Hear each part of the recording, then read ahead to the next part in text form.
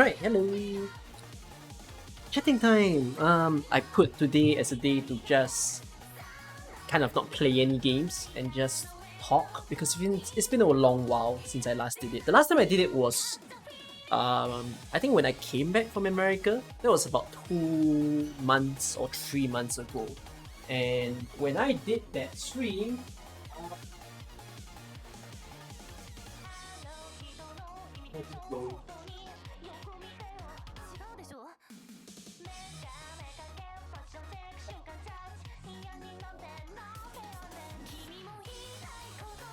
did that stream, it wasn't really like a good time per se, because yeah, things happened within that Discord server. It wasn't really the bestest of time. It kind of settled down, not exactly as well, but yeah, I did like two streams. One to talk about America at that point in time, gave you some stories of when I was there, and I did a second stream to just talk about maybe how I was gonna handle like YouTube, how I was gonna handle Twitch and Discord matters. Oh, am I stressed or something?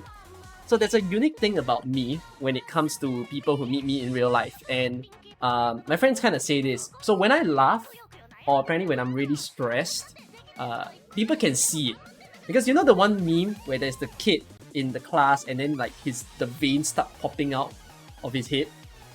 That's me. I have like two. You see one here? Okay, wait, there's one here. See this? A vein. Then I have another one. Unfortunate trait that I have. Therefore, I cannot hide if I'm like stressed. I'm not stressed now. I don't know why is it popping up now, but like yeah, when I am actually stressed or if I'm laughing super hard, you'll see this pop up right in front of me. So interesting thing that goes on for me. Yes, hello everyone. Evening, 11:30 p.m. where I am. I got a haircut yesterday. A lot of things happened for me in like the past few days, the past few weeks per se. So interesting stuff that I get to kind of chat with you guys about. But I think for today's Just Chatting stream, right, I might have a few things that I want to share with you all about like how life has been for me. But at the same time, if you all have like little topics that you want me to talk about, because every time I stream Arknights, I stream some other games, there isn't really that time for me to settle down and talk about stuff. Feel free to, like, if you want me to talk about Arknights, yeah, I can talk about some Arknight stuff within this Just Chatting stream. There is an Arknights topic that I want to talk about in this stream, so that would be fun. But in order to get that prepared, let me get like a Google Docs up, because I want to type what am I even going to speak of over there.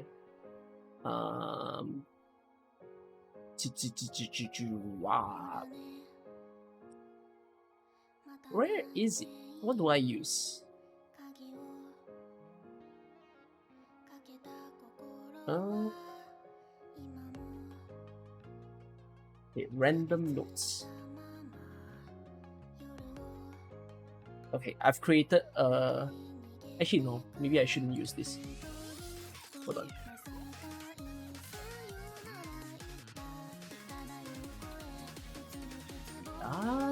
I'm trying to find a good place to write some stuff.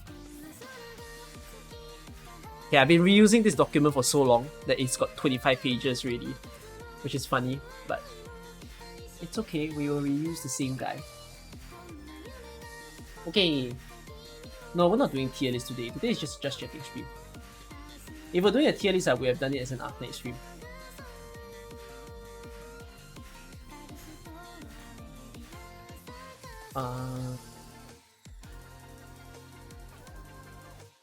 Hey.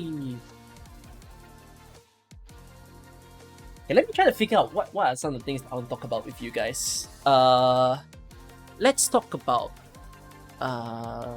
school life. Oh, why is this in bold? Yes. Hi Ify, enjoy today's stream together with me. Let's talk about school life. I want to talk about the state of Arknights somewhere in today's stream.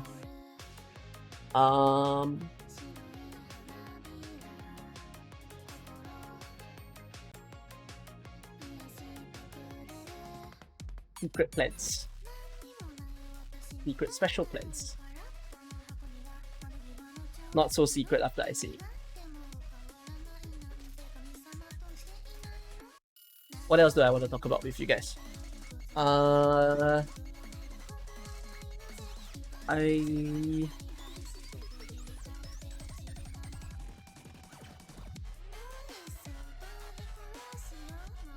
Self-confidence as a topic.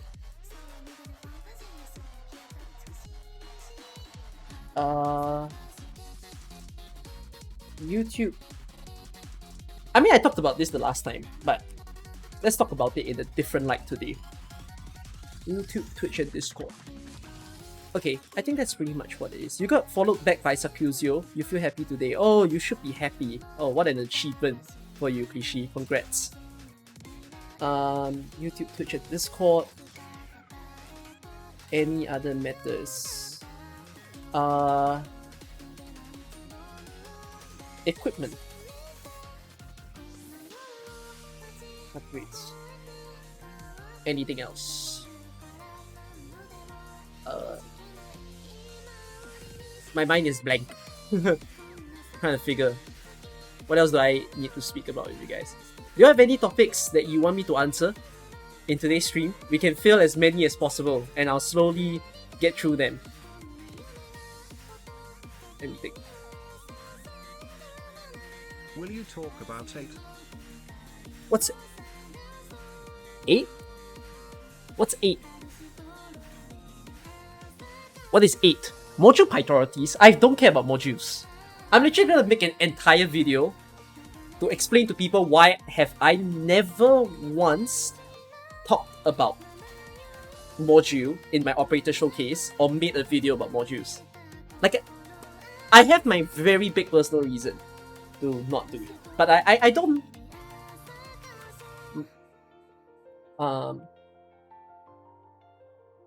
Why no module videos? Meta in what way? In Arknights? How you ate these nuts, uncle? Do you really have to do a D-stat jokes? Man. Movie recommendations. Oh, this is tough. Cannot. There's a reason why I say cannot. Sweat. Where's the meta? Oh! You mean the video where I told you to make a meta thumbnail and I haven't made a video on it? I haven't even made a video for the turtle thumbnail that you did. There's quite a few thumbnails that you did that I haven't made a video out of. But I will have to put the time to make a video for them. Yeah, I have a few thumbnails in the backlog that haven't became videos yet. What other things? Yeah, if you all have random... Okay, so if you all have random questions that you want to ask me about, feel free to just drop them in the chat. If I somehow miss it, like the question, then just do like a highlighted message. I should be able to see it. You wanna resend me the thumbnails, Chrome? I know we had it in like the chat at some point, but like when my private message with you, but yeah, I might need to link it again. Anything else? Yeah. Have my view on AK changed? Wait, this is a big question, but have my views on Arknights changed since I stopped making guides? You want to talk about how 3 people on Discord, including yourself, broke their phone in a span of 1 week. You can tell me stories later. Maybe I'll take a time. I'll take the time for you all to tell me stories instead of me telling the stories. Okay, I will put a note. My thoughts on guide. What does that mean? My thoughts on Arknights guides. Is this what you mean? Oh, my thoughts on Arknights guides. Okay. Yeah. Let's leave it as this. Okay, I want to put a little text on the screen so that if, let's say, at any point you guys feel like Yeah.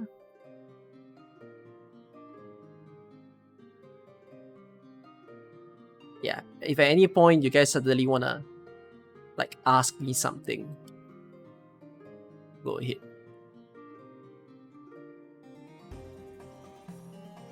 Okay. Yeah, I think that's good enough. Okay, one by one. The first thing that you guys asked me to talk about is movie recommendations. Okay, I cannot recommend any movies because I haven't been able to watch movies. You know, there was this entire point in time where there's like the Barbie Oppenheimer thing. So interestingly, I'm surrounded, like, for so many of my close friends, I'm surrounded by friends who have a partner. Basically, a boyfriend having a girlfriend or a girlfriend having a boyfriend. So, in terms of asking people out to watch movies with me, it's not as easy. I can. There are people that I have in mind that I can definitely easily ask out.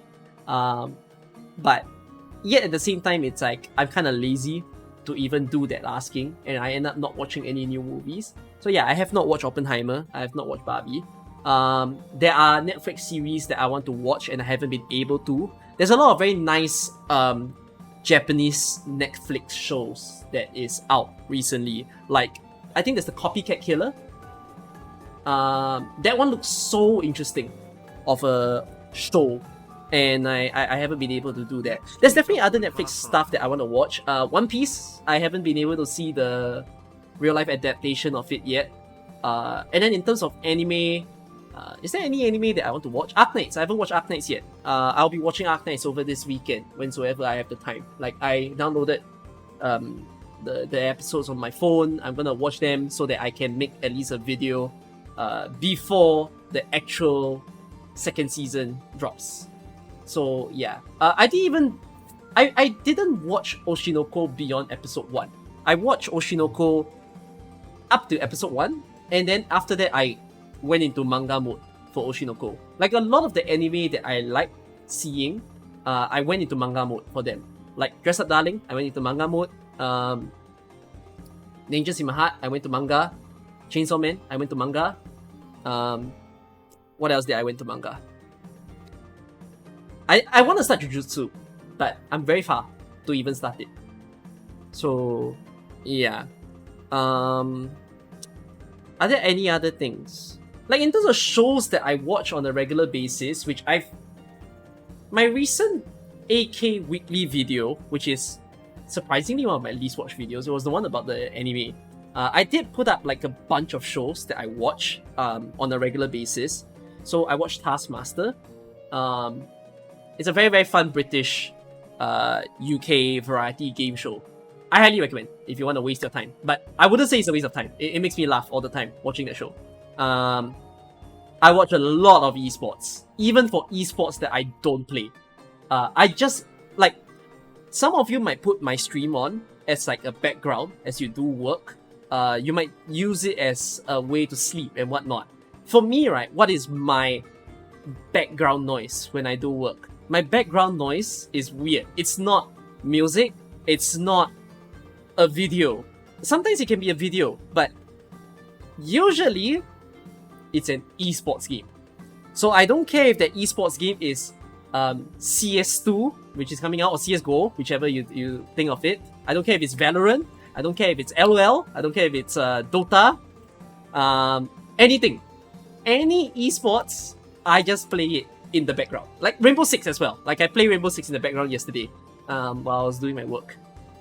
So I just listen in on all of this esports stuff.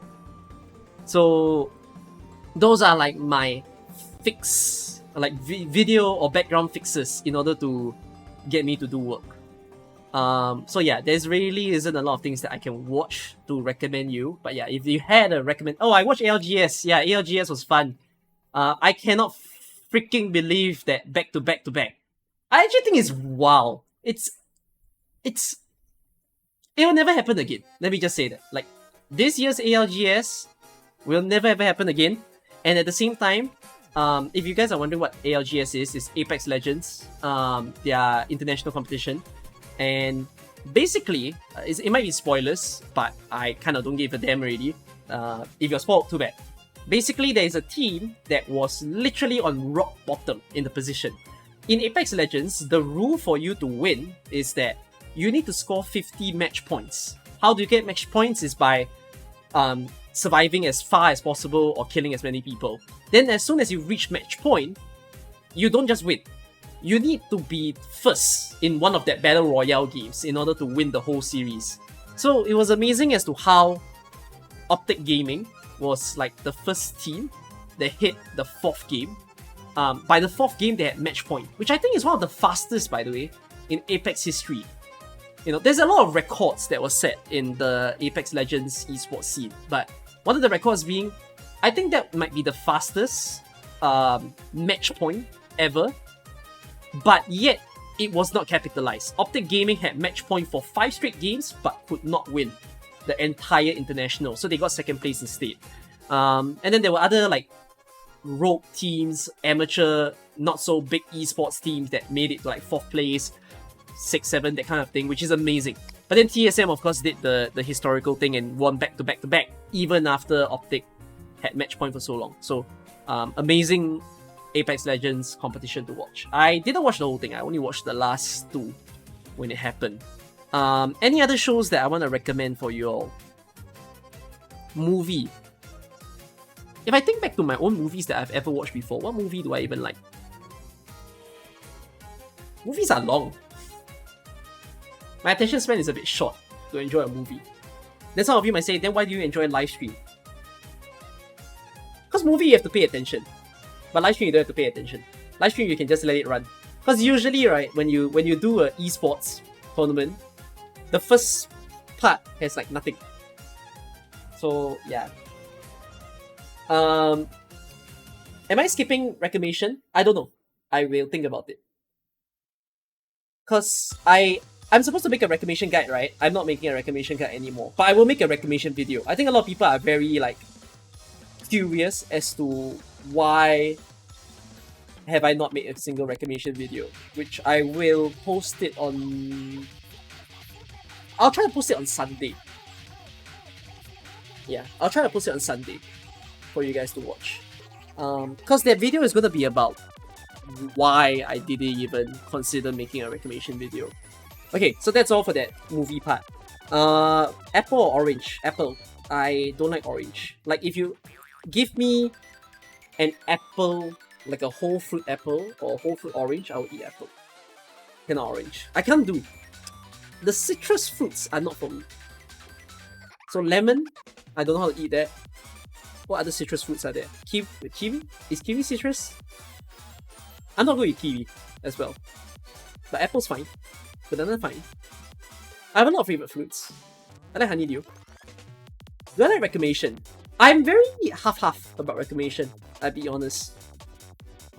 I like it. It has so much potential. But I cannot deny the frustrations that people have. The frustrations are very weird. Because my only frustration is that it's too... The reward to length of time playing ratio is very low. By reward, right, I don't mean the in-game rewards. I mean the satisfaction that you feel from playing the mode. The time that you need to reach that level of satisfaction doesn't feel very worth. That's my biggest problem with recommendation. So yeah, thank you Fino. You know, I just realized I skipped the entire September as well of Twitch, because September is basically the time where subscription is a lot cheaper if you were to subscribe to anyone. I think it's like 30 or 40% cheaper, which is pretty damn good. So thanks for that. Leroy, thank you as well. You did that at the frontal part of the stream. Okay, so this is done. This is answered. Okay, school life. God freaking damn about school life. This semester, honestly, might be... Go check DMs when... Yeah, I'll check it when I want to. When I get there. I know you sent me all the thumbnails. I'm not gonna look at them now. What the hell is that Mixue picture that you sent me? What is this? Bro, what is this? What?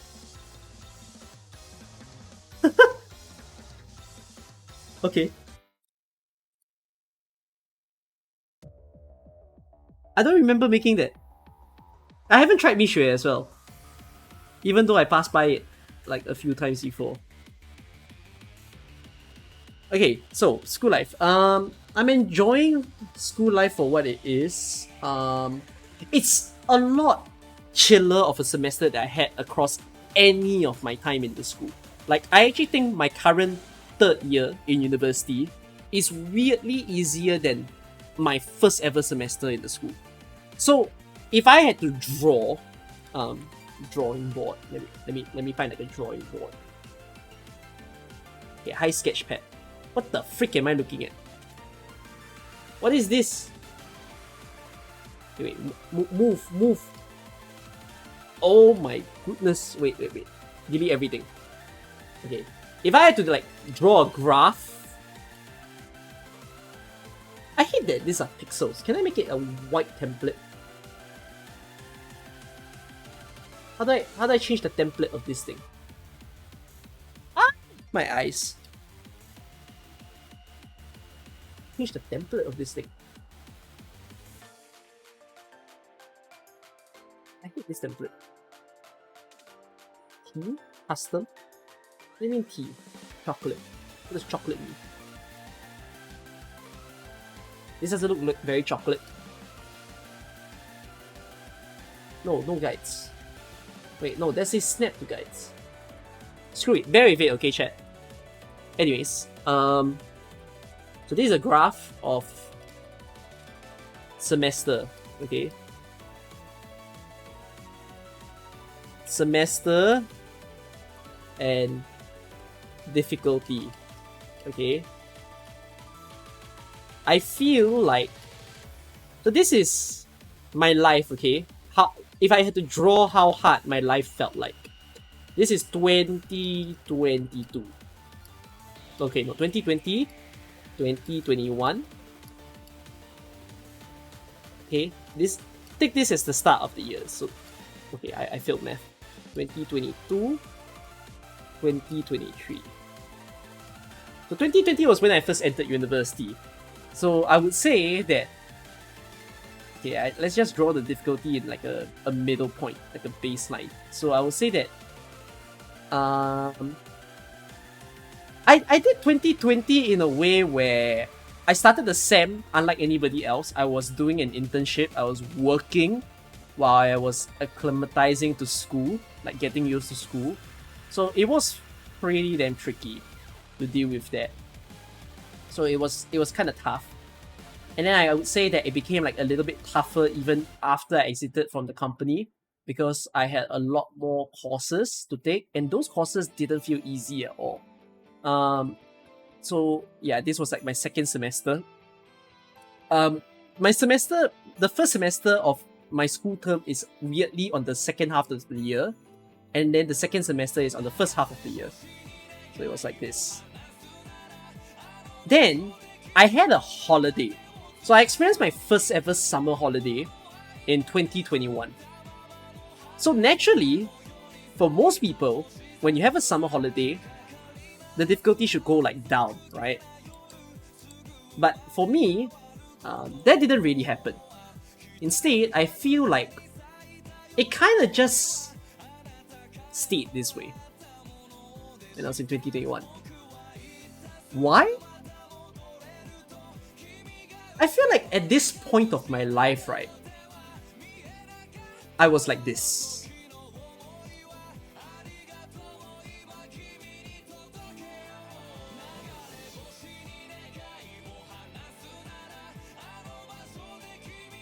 Like this is summer holiday, by the way. Summer holiday. Just to make sense for you all. This was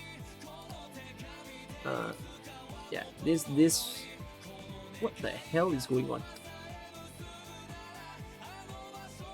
What the hell is going on? Why is it becoming a mouse and a...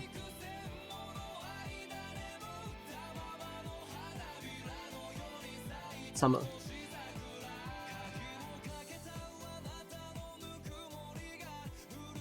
So why was I like this, like in this lost state was because I didn't spend my summer very fruitfully.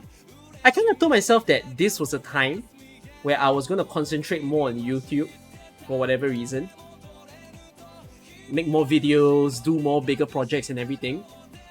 But if you look at my YouTube in 2021, I wouldn't say that it was that active, I'll be honest. When was 2021? Let me see. Let's find a video in May. Now my videos are just so old. It's crazy. Might be somewhere here. Let's see. Where is this? Oh, this is 2022. Wait, I'm correct, right? Did I go into university in 2021 or 2020?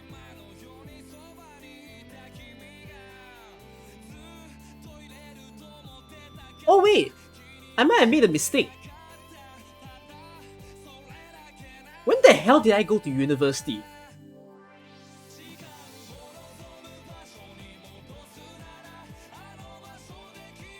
Oh, I went to university in 2020, like here. I went to uni here. Oh, oops, then I should change something. No, in that case, then I would say that the difficulty was like this. This was when I started streaming in 2019. And I remember I got my affiliate in like 2020 February. Honestly, before I ever entered university, I feel like the difficulty of my life was very low. You know, I was so free and easy. Anyone who has watched me very early on in my streaming days or when I first started YouTube, I was such an easygoing boy. Like, life was rainbows, man. Everything was beautiful, cotton candies and all. Like, felt like nothing could go wrong. So I'm gonna say this was like my difficulty. You know. And then, yeah, the difficulty. Whoa, this looks like an exponential. Wait, this is. What the fuck just happened? Bro, the line vanished. Okay, so. No, I would say like it was like this. Yeah. So this. What? Bro, this algorithm, this website weird, bro. Okay, anyways. Or maybe it's more like my mouse acting weird. So yeah, this was summer. So I didn't really spend it that fruitfully during that point in time. I kind of just let it pass by me. Wait! I'm getting confused again. When the fuck did I join university? I'm so old! Wait, year 1, year 2. What year is it this year? We're in year 2023.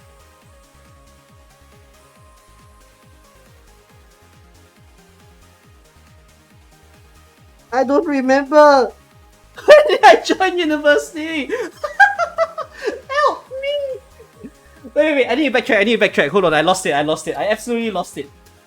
It's currently year 3 Sem 1, which starts on August 2023. So year 2 Sem 1 would have been August 2022. Year 1 Sem 1 would have been August 2021. Fuck me! Get out. Move.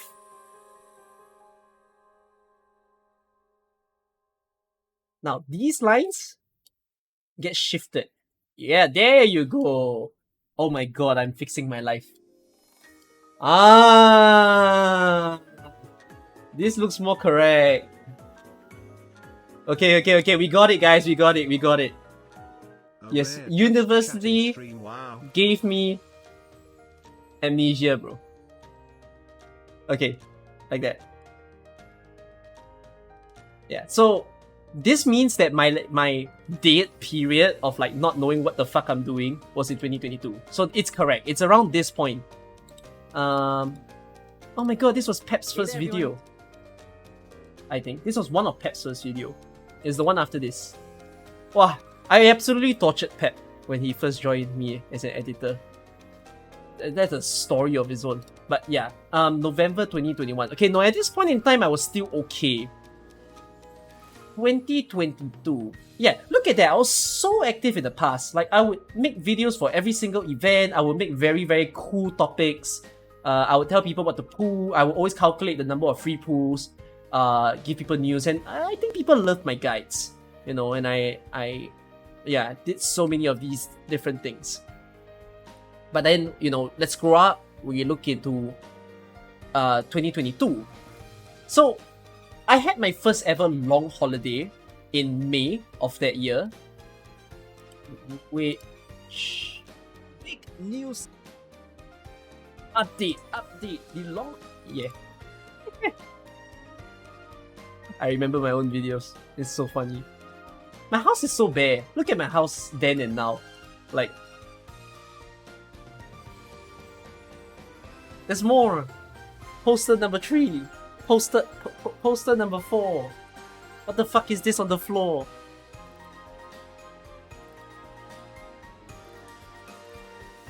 Okay. But yeah, I didn't post much videos in this point in time, even though I said that I wanted to. I feel like there is some reasons to explain this. To just let you guys know. So, let me just insert a page break. Why did my life turn to shit in 2022, May to August?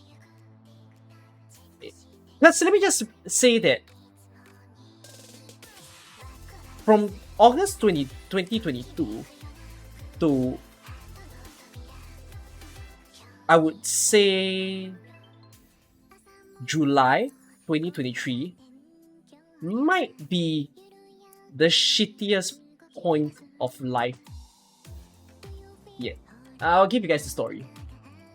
Alright. So, this was my first holiday. But I didn't commit to the grand ideas I had for YouTube. So what were some grand ideas that I had for YouTube? There was Arknights Hangout. There was Arcpedia. Arcpedia started around this time. I think Operator Showcase just started around this point in time. I feel like it started somewhere here. Unless I'm dumb. No, it definitely started somewhere around here. You notice how there's a big gap where like a lot of the things that I wanted to do for YouTube is gone?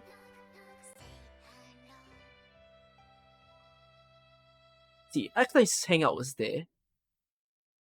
Let's hang out. Arcpedia was here. This was in... let me bet. This is May... If we go to some of the high... May 2022. I know myself. And then... Operator Showcase was in April 2022. Yeah. Oh man. So...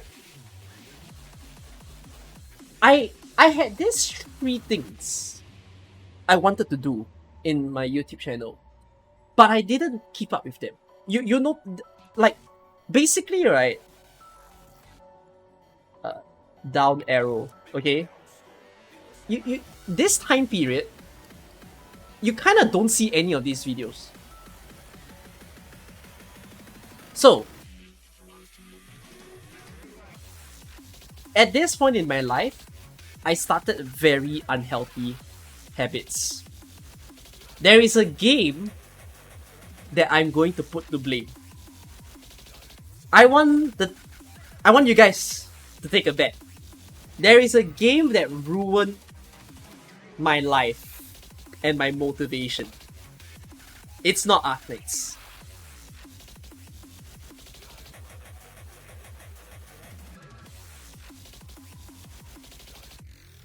Valorant ruined me.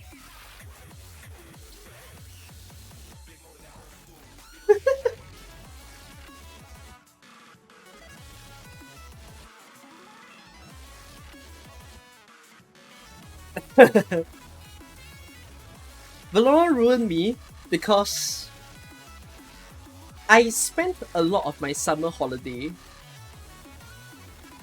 playing it a bit too much. I picked up Valorant in May or June of 2022.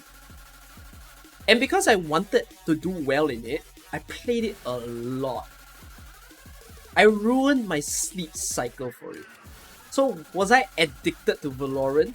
To a certain extent I was. Because at this point in time I was doing a lot of Valorant streams as well. Like if you all go to my VOD channel, I have a VOD channel if you didn't know. Why can't I type?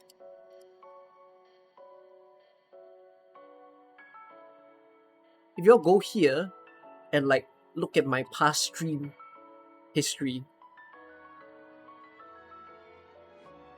like I had a lot of Val streams at that point in time. Right? There was Nearlight. Bro, I started Val when? April. I started Val April. Guys, remember this date. Remember, everyone, this date is iconic. 20 April 2022. Nothing happened on 20 April 2022. Okay? The 20 April incident. But yeah, I played this game and goddamn did it eat me up. Because I wanted to be good. And there's a reason why I wanted to be good in Val. Because I think in my mind, I just thought to myself that I felt a bit shit that it took me so long to be good at a certain game that a lot of people seem to be good at, because I just thought that if I had a computer or like a very good device when I was much younger, I would probably be able to pick up the game much better and like maybe become like a weird prodigy of streams. You know, doesn't matter if it's Val, CS or whatnot. It's just the whole idea or the concept of if I picked up a competitive game way earlier when I was a kid, I think I would have been so damn good. You know, referring to maybe even like MOBA games, League of Legends, Dota, if I did that early. So that was a big problem at that point in time. And I slept a lot. I developed very bad habits. Like I wasn't eating very, very well. I was lazier to get out of the house. And I didn't really meet my friends all that much during the first summer holiday that I had. You know, I wasn't even going to do any extra school responsibilities. There's no community service. There's no internship that I was doing. Just, yeah. But I was still active in the Discord server at that point in time. I still join calls. I still hang around with people online mostly. So all my interactions were online and not so much offline. Like if you were to ask me, so Cookie, how many times do you go out to meet like your friend in 2022 of that holiday? Because the holiday was 3.5 months long, by the way. I don't remember. I really don't remember how many times I've met people outside during that point in time.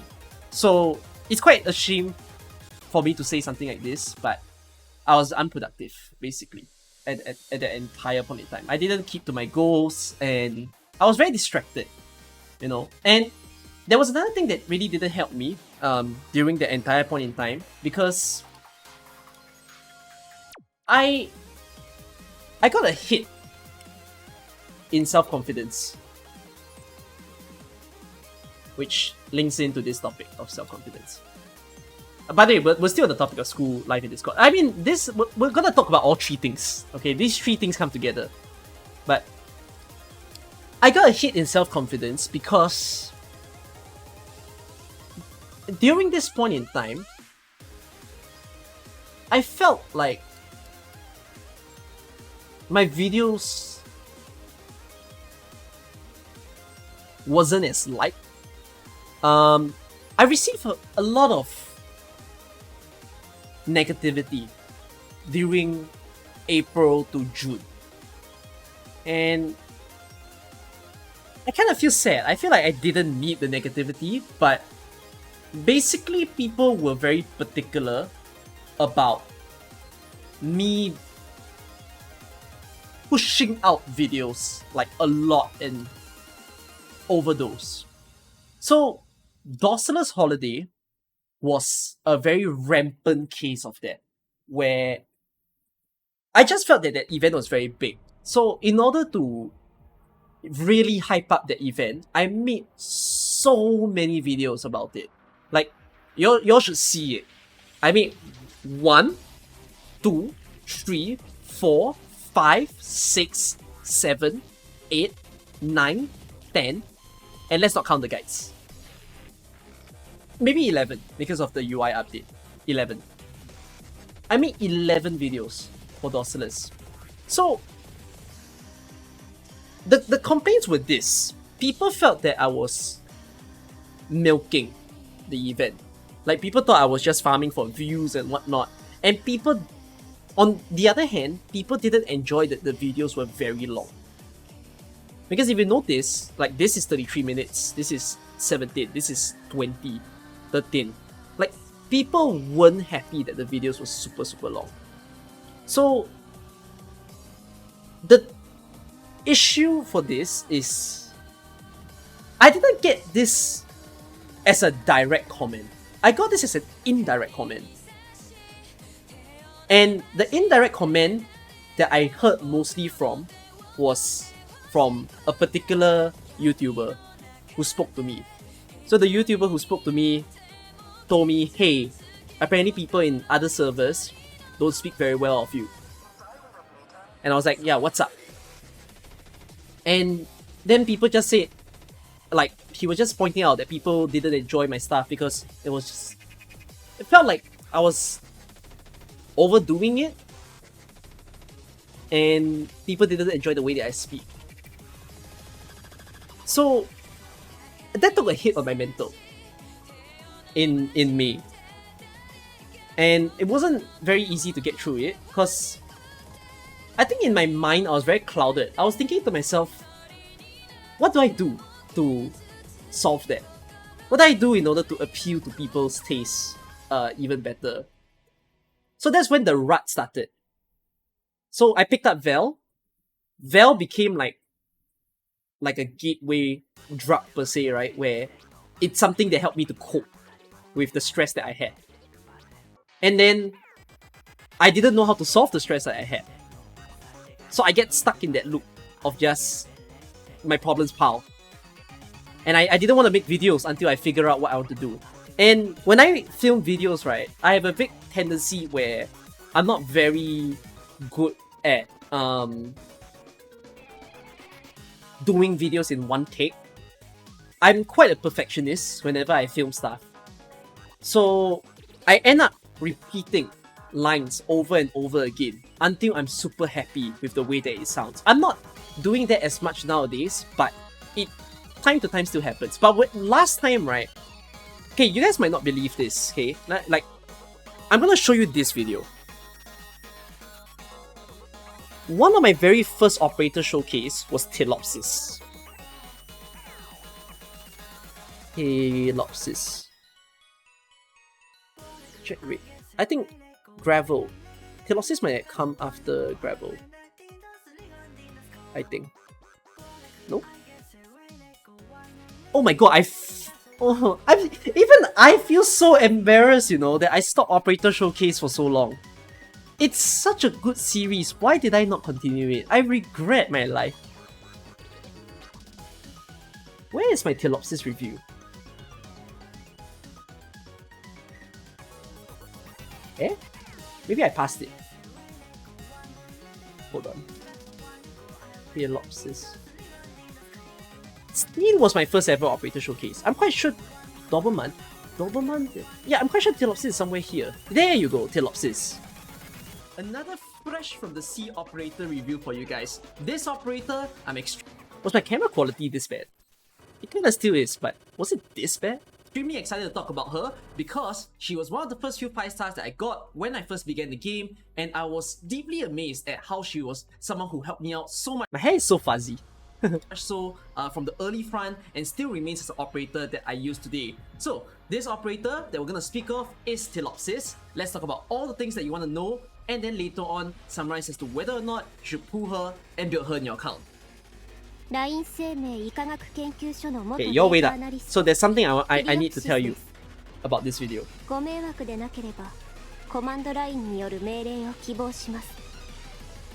Alright, I'll begin with a background of Telopsis. Telopsis is a multi-target medic, which by the naming it implies that she can heal multiple people at once. Now compared to single-target medics, there's a few more distinguishing factors apart from, one person can heal 1 at a time, multi-target heal 3s at a time. It sounds overpowered when you have a medic that can heal so many people at once, but Hyperglyph does do a bit of a balance. Okay, I'm just gonna pause it here, okay? 42 seconds to 1 minute 5 seconds, okay? It's actually longer, like somewhere here, okay? This section of the video, how many times do you think I refilmed this?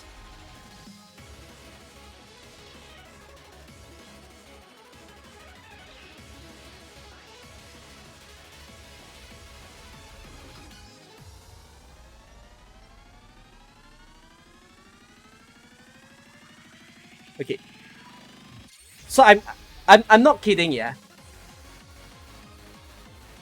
I lost my mind when I did this because I refilmed it 60 times. I'm not kidding.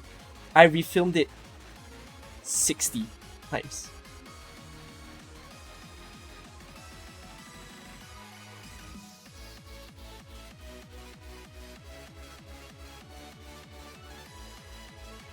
Yeah. I was so like bothered with the way that I was talking about it. What part did I get stuck on? I thought I scrambled on my words a lot. And I get very frustrated. So I always want to restart the sentence whenever I scramble on my words. But then here's the thing. Some of you will say, but why do you get stressed by that? Because you can correct yourself on the spot and use the power of editing, right? Just cut out the bad part and do it. I feel like at that point in time, right, my mentor was, when you do that, maybe the sentence don't transition as clean or as well. So you might as well just make sure that the take that you do is clean and it just goes as a clean flow. But like this entire portion, if you realize, is a one take level, same rarity, one take. Yeah, I start from scrap every time I refill. Some of you will say it's not practical. Why would you do that? Just film sentence by sentence. But that becomes the next problem. When you film sentence by sentence, it starts to feel like a chop.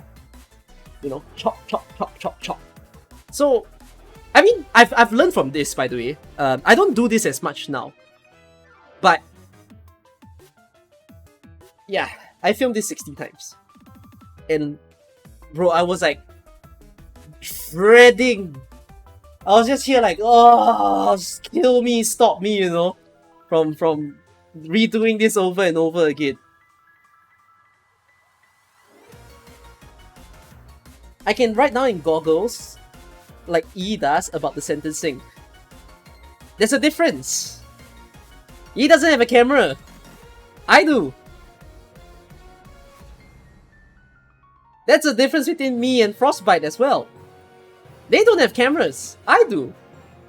So I get bothered because I then get like concerned about the way that I present it. Like, what do I do on camera? How do I speak it out? What am I, how am I gesturing? Or, yeah. The big issue is the fact that the face is there, the camera is there. So it got me to be very perfectionistic about the way that I do things. So, at that point in time, right, to hear that people didn't enjoy my videos, I just felt, I don't know, I felt horrible. Like, it was very hard to take in.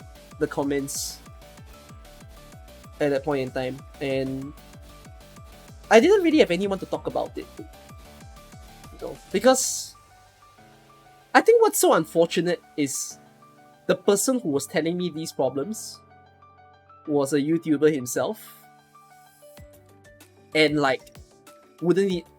The best person to talk to is someone who knows your profession, right? Someone who knows what you do. I could speak about it to other YouTubers, like AK YouTubers, but even they have their own life, they have their own things, and I'm not necessarily close to them. I can't really talk about it to like my friends from school, my friends from life, because they don't do YouTube. What are they to understand about my job, right? So I kind of felt like I was a bottle that just kept filling, and I never knew where to dispense it. And that's why there was the coping mechanisms that happened with Val not making videos as much during that point in life, and yeah, it sucked. It sucked so bad. Kind of pains me to think back to them. I didn't think I'll think that far, but I kind of did. Y'all didn't really hear me talk about this that much. Like, I feel like in all the Just Chatting streams and Arknight streams, when I say I'm stressed about school, I don't really elaborate what I was stressed about, but today I kind of get to tell you guys the life happenings of it. So yeah, my self-confidence tanked very badly in May to August, to the point where my projects that I was planning to do all kind of just fell apart. I think I have a Word document, by the way, of the things I wanted to do in 2022. Let me try to find it for you guys. Just give me a tiny while.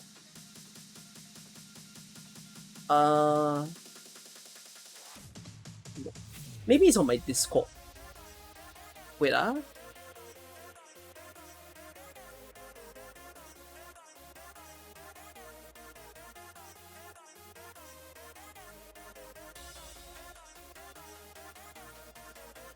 think it's on my Discord.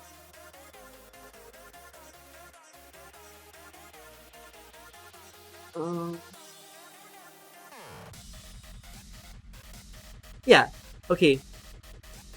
Give me a tiny while.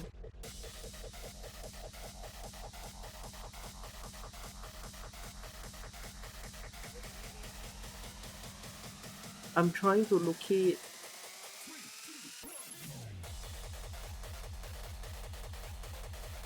Okay.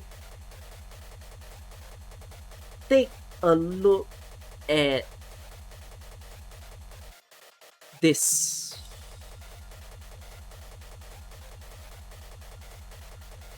Let's see how many of these videos here didn't make it. Ready? I just copied a message from my Discord. This was in 2022 June. Okay?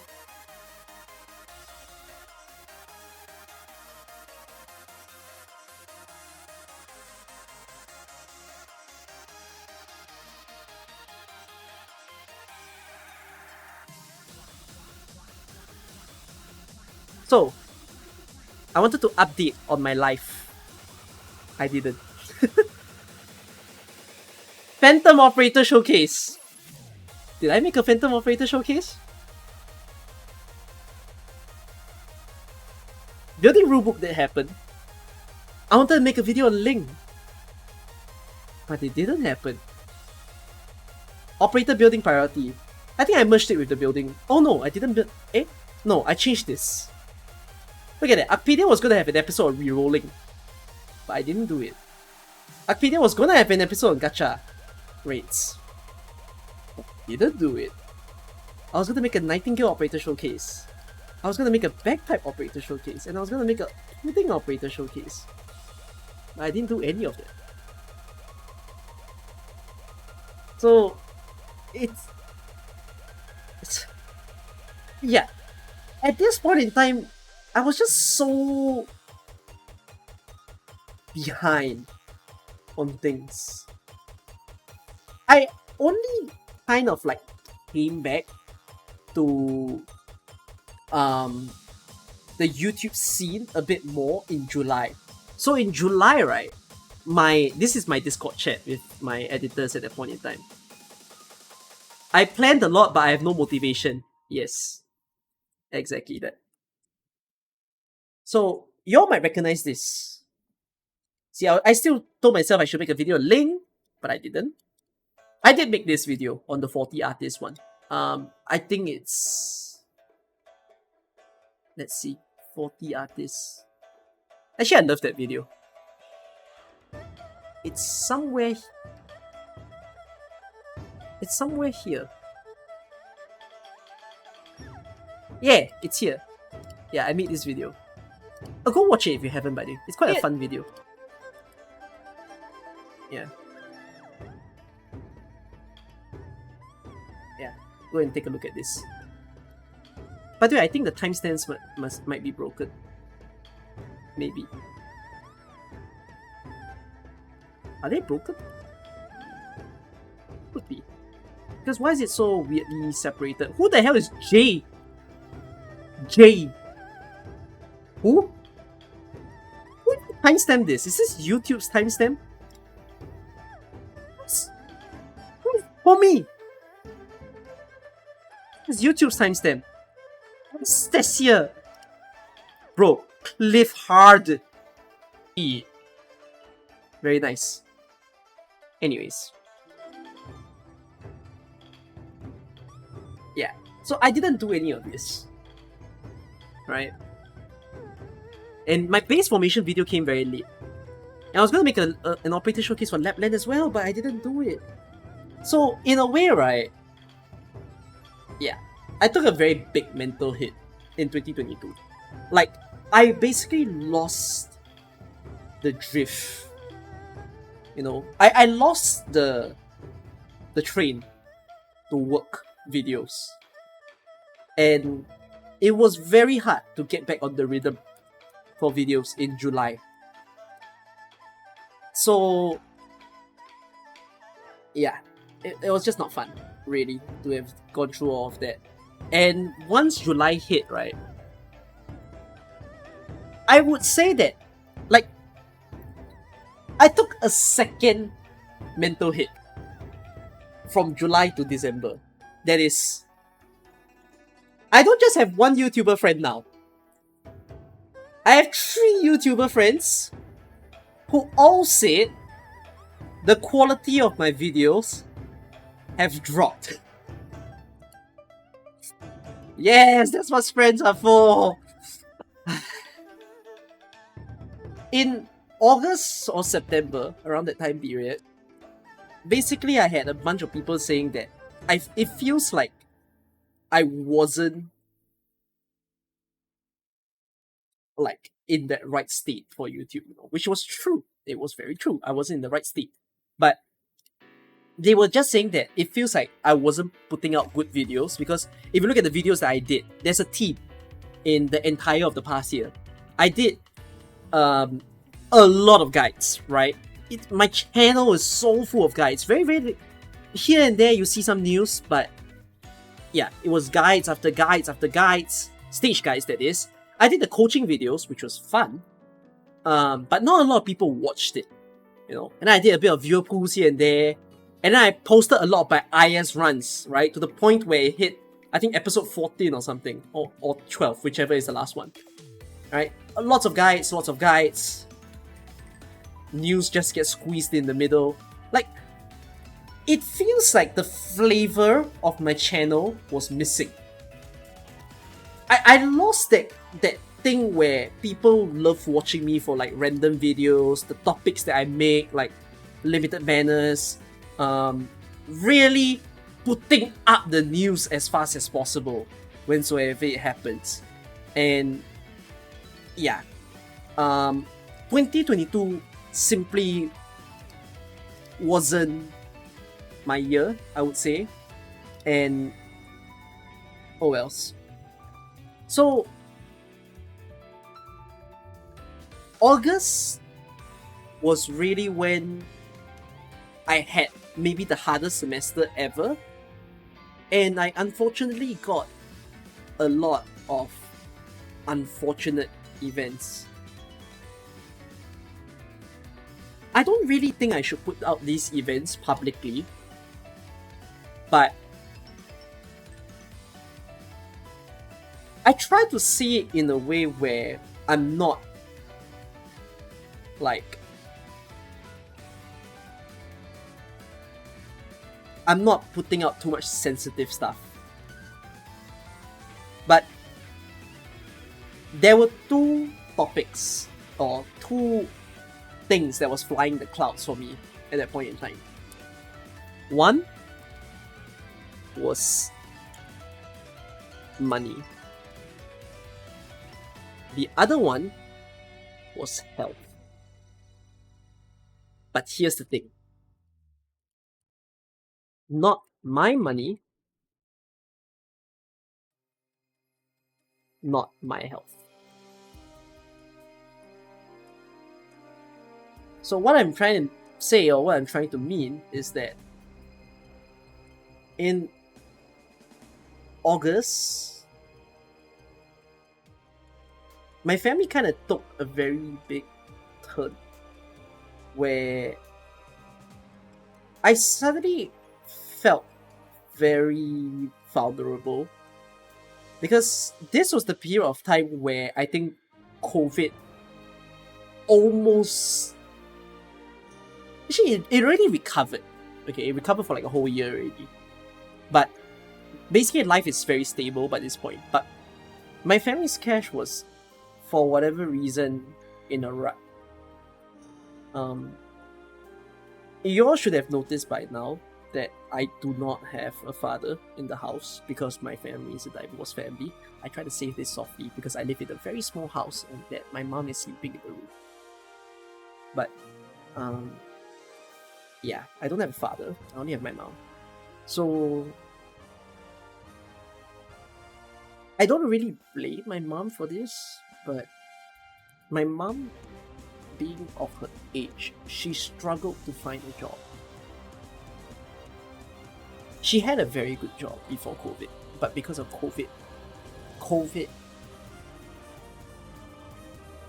basically ruined her job. She lost something that made her like one of the most stable family member in like my entire family tree. And she just didn't bother to find something else that helps her to fill that.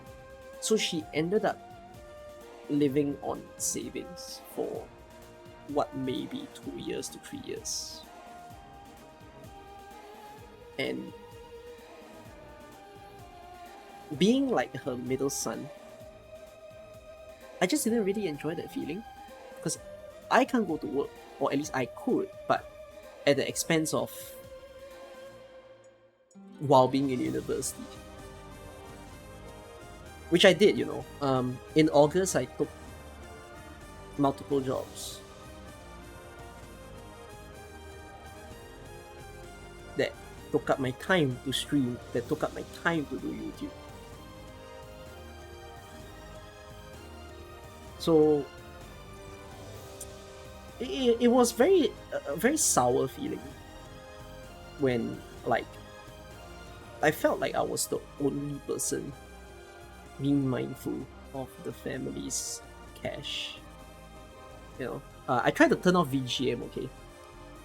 We turn it on back later. We silence the music. But um yeah, just oof. I try not to put too much the sensitive details, but I've basically explained forth like that being one. So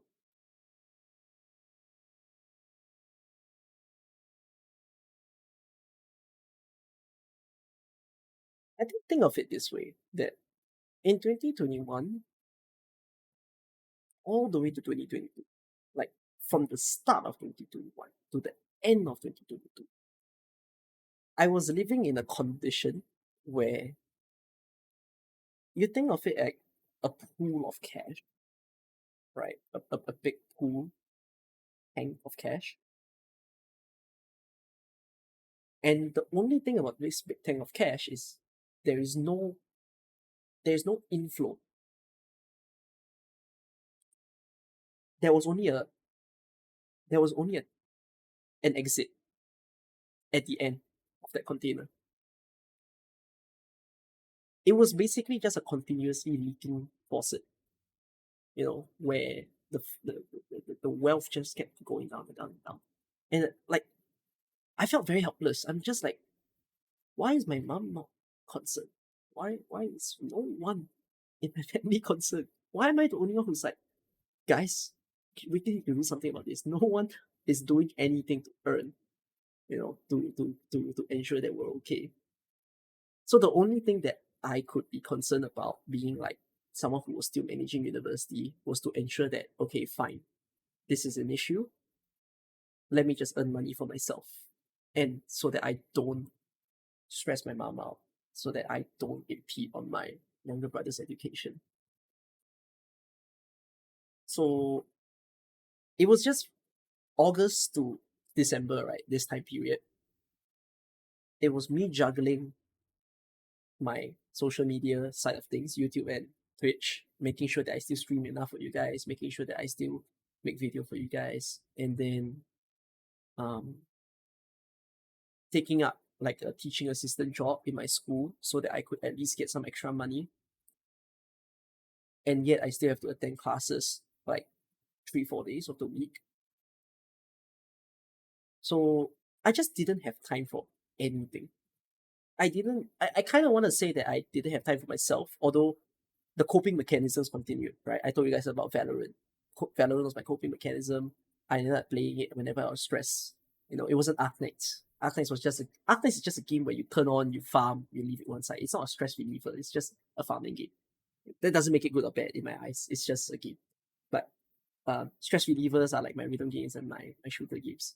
So I just felt very lonely the entire back end of 2022. Like, no one to really verbalize this to. And everything was just on my own hands. I told my friends, some of my good friends, because I think I did hit some rock bottom point in time when I just felt like, oh shit, I better be telling someone about this before I like completely crack down. I think even doing that made me felt like shit. Because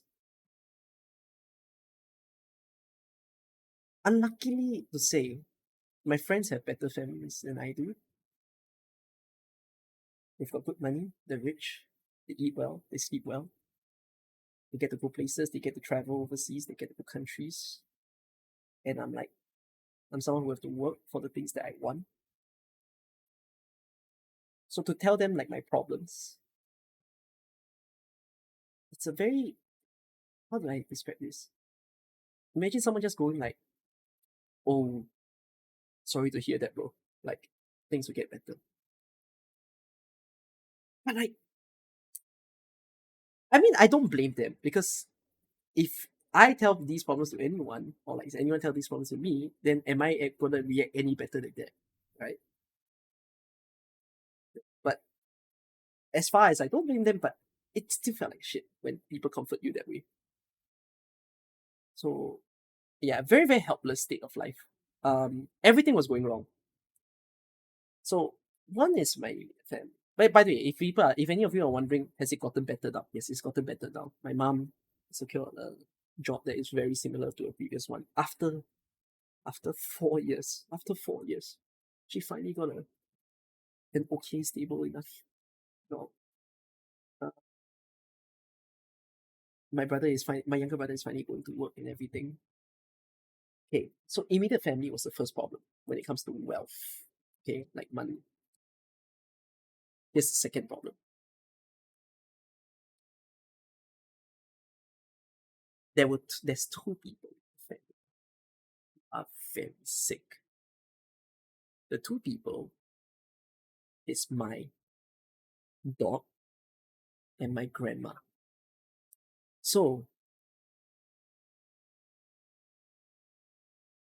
my dog is kind of old, but not to the point where she's like going to die of old age. She's kind of still have years to live per se. But at a certain point, she fell very, very ill. So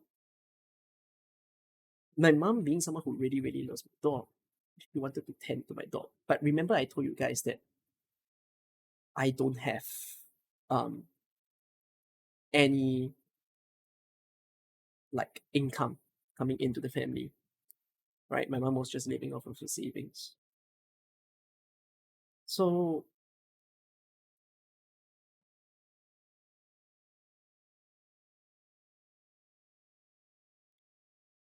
my dog was practically going to die. Like one of the days, she was literally needing an immediate blood transfusion, and I remember my mom was like crying. She rushed her to a vet, to a doctor, basically. She was crying a lot. I didn't see it. My elder brother told me, but the doctor then told her that at the clinic that the blood that my dog needed was not available.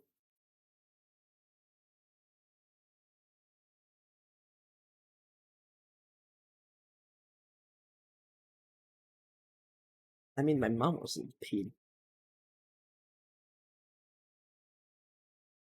So my mom then called up my elder brother in a hurry and asked, because my elder brother knows a lot of friends who have dogs themselves. And then, ask them, can you please find someone who could give blood for like our dear dog? But you see, the trouble with finding a dog in such a hurry is you can expect that the expenses are a lot higher.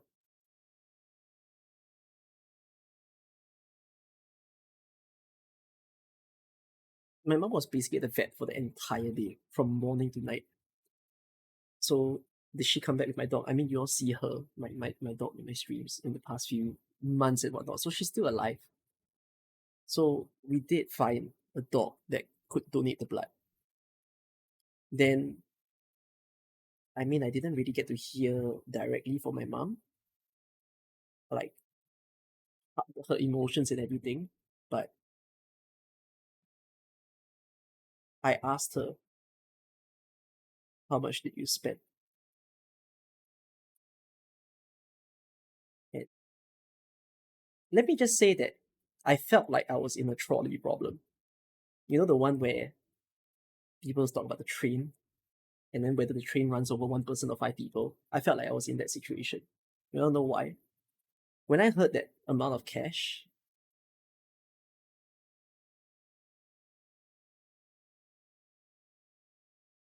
bro, I was in disbelief. I was just in complete disbelief. Because to me, I'm like, our family is not having a good time with our finances. Why are we tending to our dog? It sounds very harsh when I say that. Some of you are like, oh my god, Cookie, you're a cruel person. Why would you say such a thing? Of course you should save your dog. But you have to understand where was I in my point in life. Like, I didn't know how to react when that situation happened that day. And I didn't know if I should be angry or happy. I was just fucking confused. I didn't know what to do.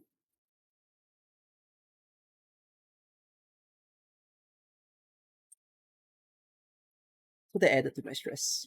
That was like one of the big points of stress. This happened in either August or September last year. You thought that that's the shittiest it could get. You know what happens next? Right within the same month, my grandma fell very ill.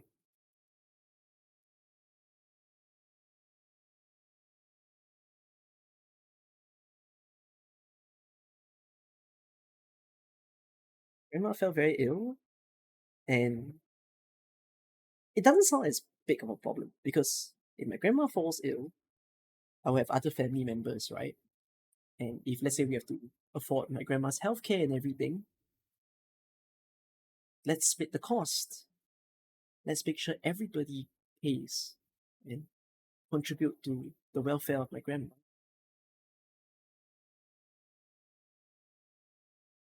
But for whatever reason,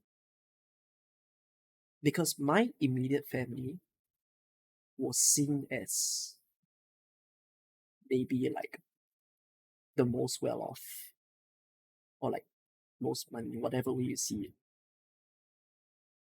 I will never understand this, but the responsibility of taking care of my grandma was largely placed on my immediate family. And I don't mean take care as in like, bring grandma to the hospital or like take care of her at home. I mean money.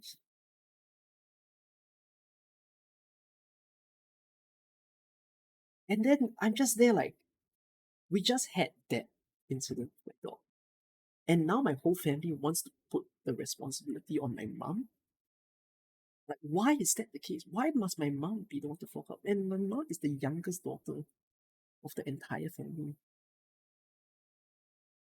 So I'm just like, fuck me. What is, like, bro, my mental was so damaged.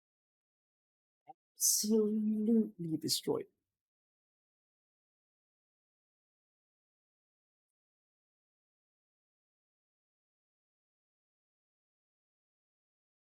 And then you think it can't get worse, right?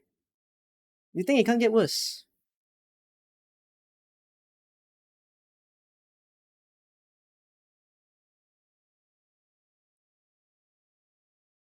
In the next month, an immediate family member of mine got scammed. And it was not a small scam. It was a big, big scam.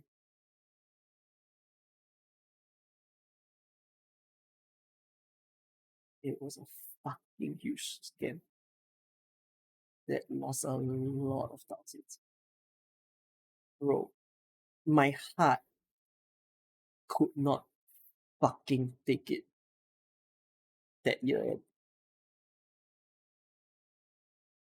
Like, I, I, I, I don't know. I was lots of words, really. Everything that you think can go wrong just goes wrong.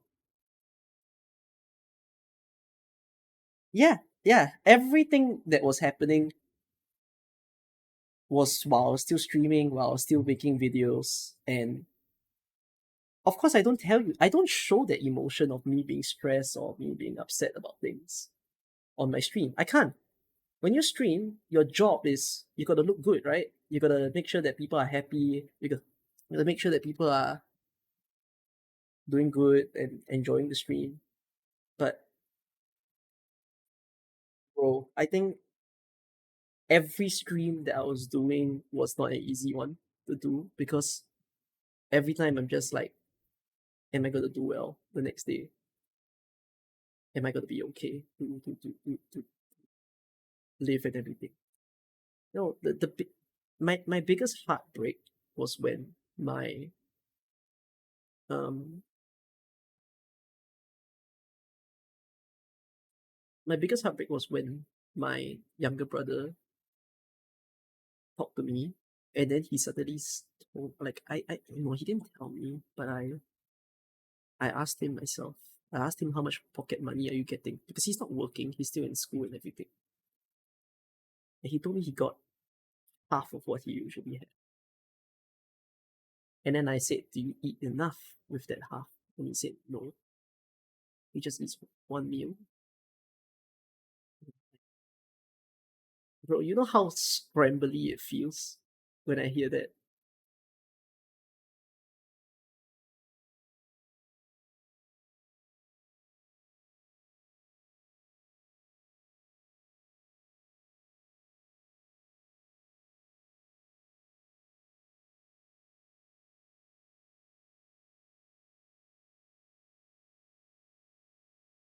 this all happened from August to December of last year, where everything happened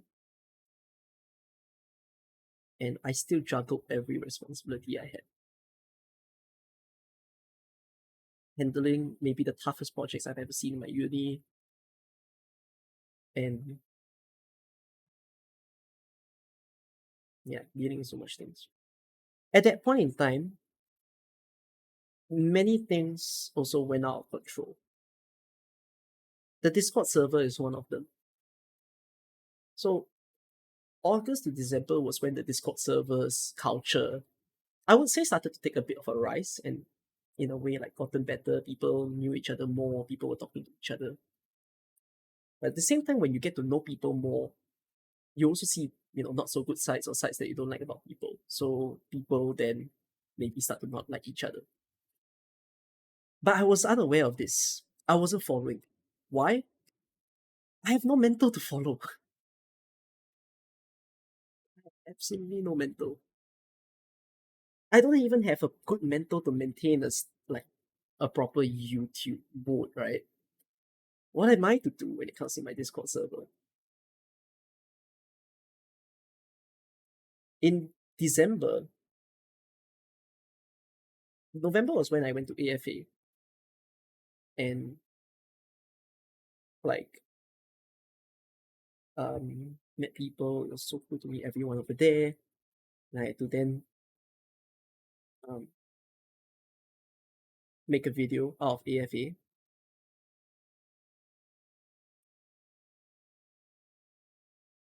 I think that was when the first very bad experience started for me, where I soured my relation with my editor. Because a lot of you will know that one of my first few editors was Pepero. And I rushed Pep to make an AFA video. But for whatever reason, Pep did not get the memo that I needed the video to be up at a certain point in time. Which I was okay if he didn't make it at that point in time.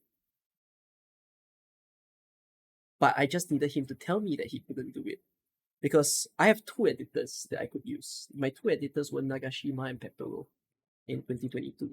And if Pep couldn't handle the like AFA video by that time period, I told him I'm okay, don't stress, I'll give it to Nagashima. And you focus on your exams. Because Pep had his own final exams at that point in time as well. But he said, no, trust me, I'll be able to do it, I'll make the video. And then when I checked up on him around the time that I stipulate, about like a week later, Pep then told me that he haven't made not all that much progress in the video. And I got a bit of a shock. And because of that, I let my emotions get in the way. And Pep was very surprised because I was like very, very angry at him. But he thought that my anger was unjustified because he didn't think that I put a time period. He thought that it was a free and easy video. And so like that just soured us from speaking to each other.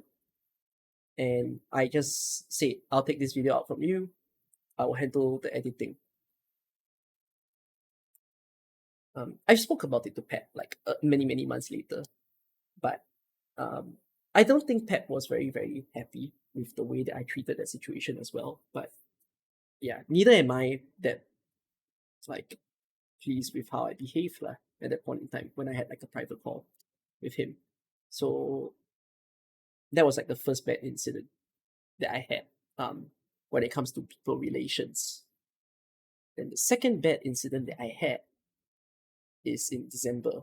But this wasn't like me arguing with someone. This was me losing it all. Like losing all my sanity, losing everything. And I wanted to do my yearly project. Every year in my Discord server during Christmas, I make it a point to make like a Christmas event. And the reason for that is that with everything that you guys give to me, whether it's like subs, gifts, bits, whatnot, and even taking the time to watch my videos, I'm someone who always feels like I need to give back to the community. You know, nothing is for free. Everything is people taking their time to put it into someone else. And I need to show that appreciation. And that's why I always chose December, the Christmas period, because it's the time of giving. So I despite, having that incident and all my family matters still happening within December, I tried, I like stood my ground and said, okay, I'll make the event. Oh, I couldn't make the event. I did a panic call to my moderators in December, and I cried in the call. And I told them, guys, I need help. Can I please get your help? And I asked them, I had a plan to do giveaways. It's a Discord event that's called Secret Santa, but I don't have the mind. I don't have that strength to do it now. Can you all please help me to just, come up with plans and I will approve? They did help me. So it wasn't like a humongous amount of help because I think they didn't really have directions as to how to do it as well, which is on me. But they tried what they could. So the Secret Santa still happened. I still made the giveaways. It really wasn't as grand as I wished for it to be, but that happened. And yeah, I basically burnt out a lot in that year and burn out. And each time I thought I recovered from the burnout, I cannot really get through it. So we come into January to May of this year. January to May. So it's me trying to like recover myself, right? And again, get back in that mood of doing social media stuff and whatnot. My family's situation wasn't entirely stabilizing because my grandma's still alive, by the way. She's still alive, but she's got dementia now. She's really struggling to remember anyone. It's like one of the only few people she remembers is me, but I haven't been able to see her as much. I will get to that. Trust me, I'll get to that part of the story as to why I haven't get to see her that much. But yeah, start of this year to May, it was another semester. Still difficult topics, tough project. Definitely one of the modules that I took had the biggest project yet. It was a project that was so difficult that in the last day before submission, my team pulled an all-nighter and I had a mental breakdown. A legit mental breakdown. I was shaking. I was like panic attacking in the room. But yeah, very, very bad feeling of that project. I think my friends saw me very strange because I was panic attacking and I never panic attacked before. But I legit had a panic attack. I don't have panic attacks often. I get it when my stress hits rooftop levels. Yeah, but I was just on the floor and clawing my fucking face off when we were still not done with our project, despite it being like 3 a.m. and we have to submit by like 12 p.m. Yeah. You remember I did multiple all-nighter streams for the project. Thanks for remembering. Yeah, I did. I did a lot of very, very late night streams for my school projects. So still coping from Jan to May. Trying to catch up with life. Making sure that I attend my trainings in school. And yeah, there was just so many more responsibilities. So the thing about my school is that you have to fulfill certain conditions to graduate. So two of the specific conditions is you have to travel overseas and you have to do a community service project. Then the thing is, you could either do it together or you can separate them. So you just have to go overseas. You must go overseas. It's a requirement.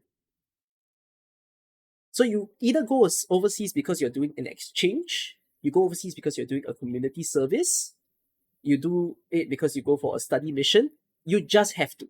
It's specific to SMU. It's specific to my university. Yes. And so I decided to do the double up method.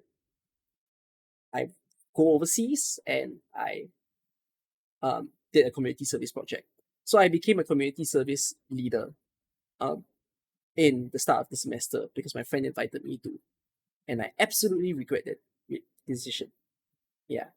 Yes, it's me going to Laos. I told you guys before that I go to Laos. And yes, it's about me going to Laos. So that took up so much of my time because of the responsibilities I had to do. And I this part of the story I've said it before, but I don't like being a leader. But the way that life takes me always keeps ending up with me as a leader of project groups. Why? One, people don't take initiative to take up the role. Like, no one wants to lead.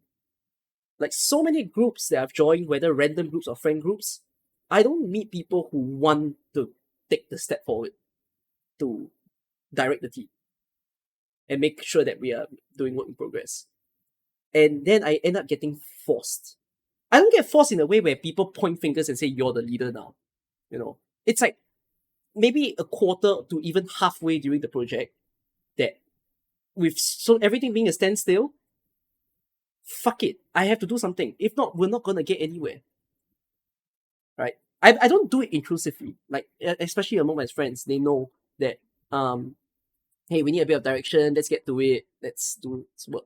So it's a very freaking tiring feeling that I have to go through an entire semester with 4 different projects, and all of these 4 projects, I simply felt like I had to babysit everyone and make sure that they're doing their shit.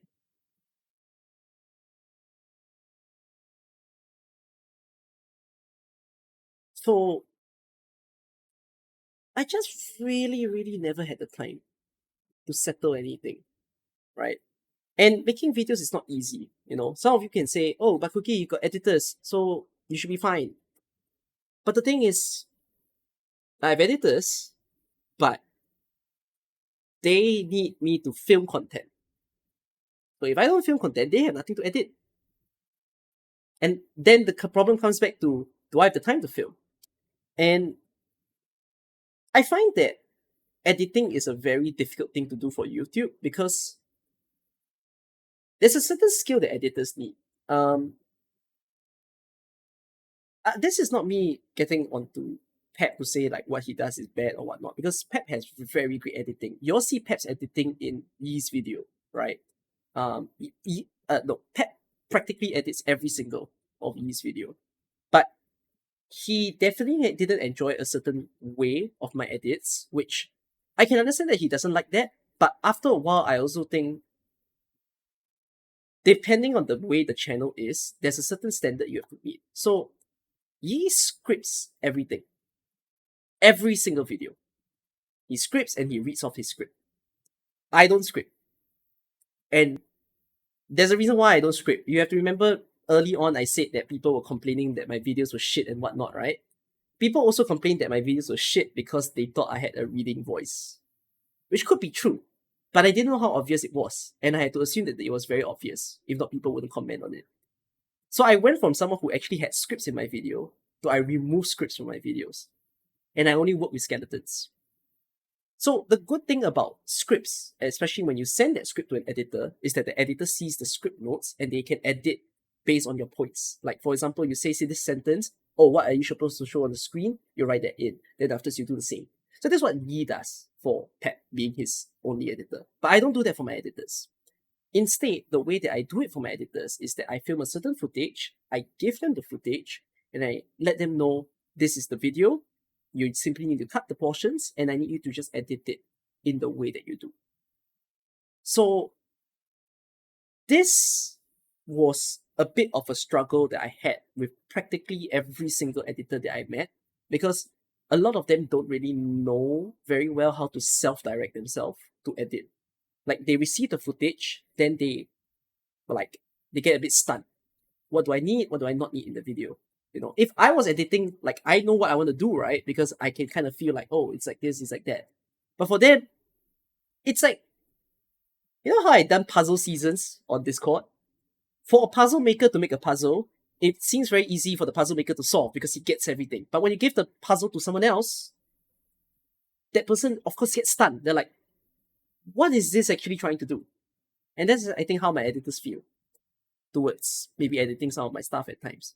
But I do say that some of them have gotten a lot better over the period of time. So Nagashima is a really, really stellar editor now. Pika still needs a lot of experience. Pika is someone who edits for Sessif and me. And I got 2 new editors recently, Caffeinated Cat and Plus Minus.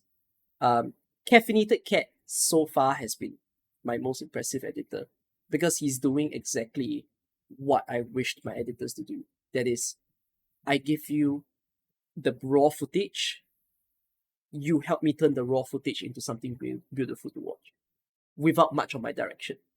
And I'm just very impressed that he does that without much guidance from me. But anyways, this is a bit pulling into recent times. We keep to the last part of January to May that I want to talk about. So with me still trying to get through life and everything, right? And at that point in time, I still didn't have like the 2 new editors that I have, Caffeinated Cat and Plus Minus. I only got them in September this year. I only had Nagashima back then, and Pika was a bit away because he was studying for national exam. Yeah, my YouTube videos were slowed down as fuck. Y'all wanna see my YouTube statistics?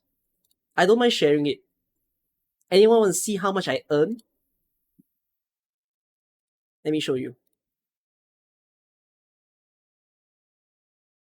Let's go month by month.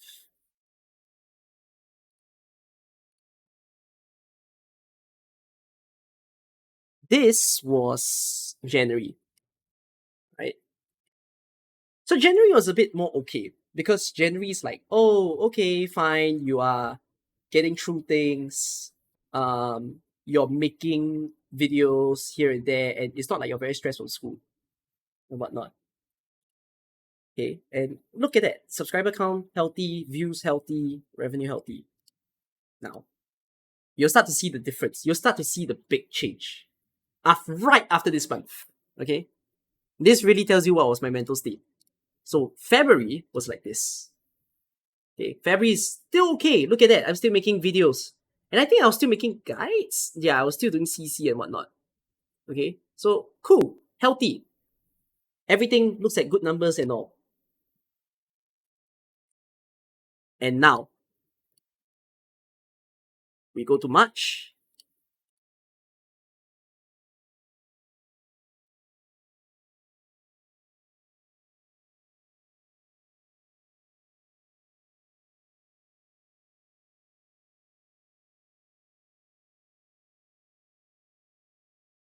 One video.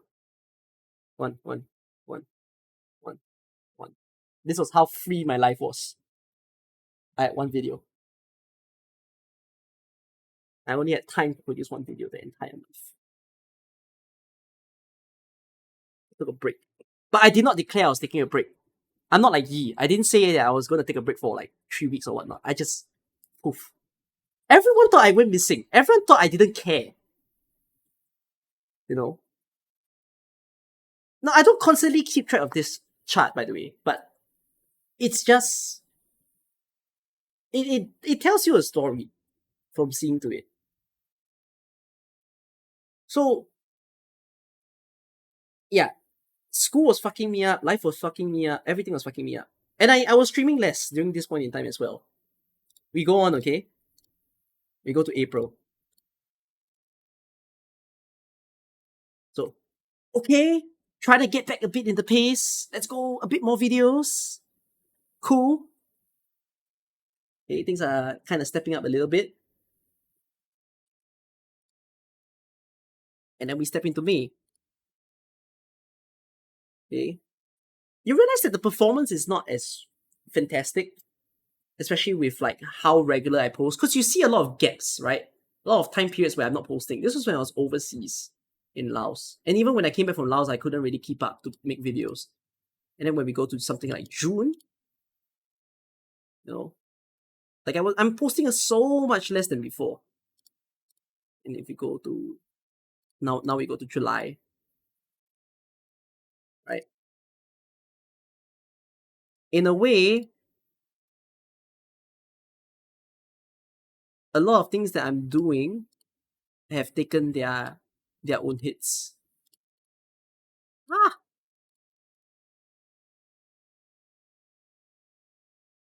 so yeah, I was just very behind in like keeping pace with YouTube for a period of time. And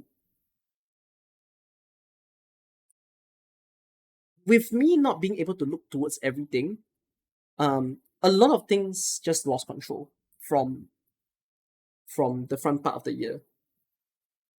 And this is then when we get to the Discord issue. Do I not rely on friends for emotional support? Here's the thing. I explained this earlier in the stream just now. It's very hard to get my friends to be the ones to rely for emotional support because they don't understand how I'm feeling. I explained it just now already. I'm surrounded by friends who have a lot better lives than I do. And they don't chase the same job as I do. They want to be big programmers, they want to be bankers, they want to be financial people. Like, they won't understand the meaning of someone who's trying to still make it in a social media space or someone who's trying to entertain people. So it's not easy to just crap get my friends. Like, yeah, I still hang out with them here and there, but I don't tell them my problems because I don't really choose to be someone to tell my problems all the time. It's quite negative, you know. Like me telling you guys this story today is a one-time thing. No more than today is what I will say. Is that the real Box 2? I cannot believe the real Box 2 is here. Wait. Before I continue my story, I tell you guys this, okay? Box 2 was a reason why I was sad too. You know why? Because we were supposed to meet him in US and he didn't come. Box 2 ruined my America's trip. Box 2 was a shithead.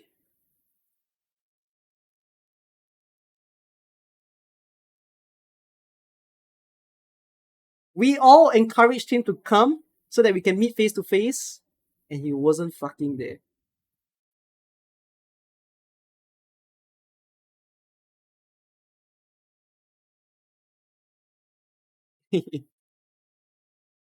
Okay, anyways.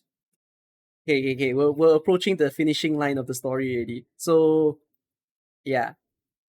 Now, we can finally get to May to July of my life. So, here's the thing. As much as my life was like going down to shit and everything, let me take something from my mom's room. It might wake her up, but I don't really give a damn. Let me show you something.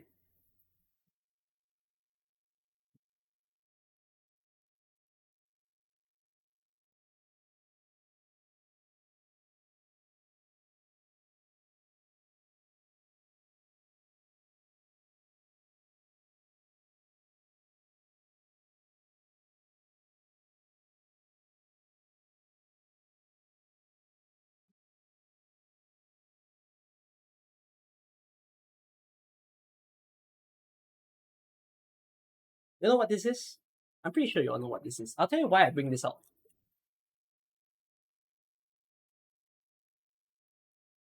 Okay. In May, I went to Laos.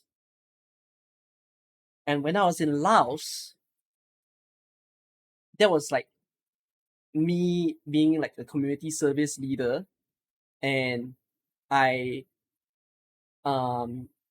had to, you know, focus on the trip and everything. I went to the trip with a very, very good friend of mine. But in that trip, I was meeting a lot of people that I've never known ever. You know, it's some of you might be saying, what? Don't you need to like bond with people before a trip happens so that you don't like become clueless. We tried, but people weren't that eager to meet beforehand. So a lot of the people that I meet when I fly to a new country was for the first time. Such a weird feeling. So I'm someone who's an extrovert, by the way, but when I'm around people who I'm very, very new, I do have introverted traits. And in fact, COVID gave me a lot of introverted traits. But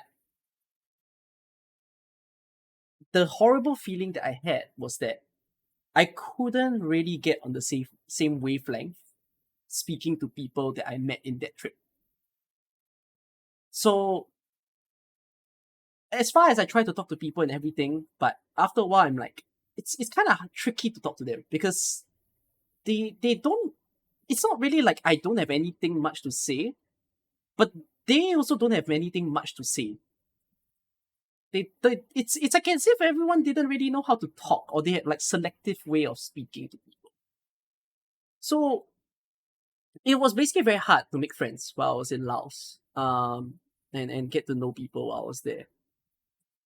And that's not a very good feeling because when you're in an unknown place and you are alone, it feels pretty shitty, wouldn't it? It's like going to a new class and no one in the class um gets you kind of feeling. I didn't really mind it, but there was a point where I really minded it, which was I tried to share this with my good friend that I've known for 2 years, and he was with me on the trip. However, he didn't really give much of a damn. And instead, he decided to focus on just chatting with the people over there and, make his own friends. To me, I was like, yeah, of course he has to do that. I don't mind him doing that. But I just didn't feel too good that he wasn't paying too much attention to me, despite me having chat with him for so many days over the past 2 years, and spending all the time together. And it really hit the point where even when we had to travel around, like in Laos, to go to different places, yeah, I was in different groups of people to meet and to go and see places, but I wasn't with my good friend. He went off with some other groups and he didn't really take much of an attempt to, like, pull me in. Um, at one point in the trip, I then asked him, with all these people that you're meeting within the trip, is it because you really, really enjoy meeting them and whatnot? And do you foresee yourself being like very, very long time friends with them? And he said, no, I don't really think I'll be long time friends with them. I'm just doing this to like chat and talk with them. Then I hit a point of confusion. If you don't value these people as you would spend a long time in your life with, because to you they're just people that gives you a bit of temporary fun, then why do you put so much effort on them?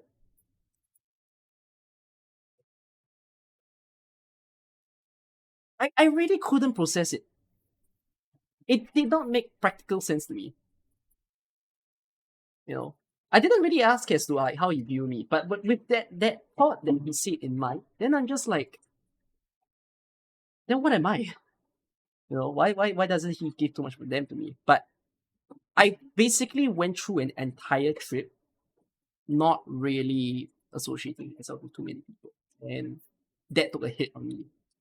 Um, I remember during the final few days of the trip, I lost it so hard that I took a walk to.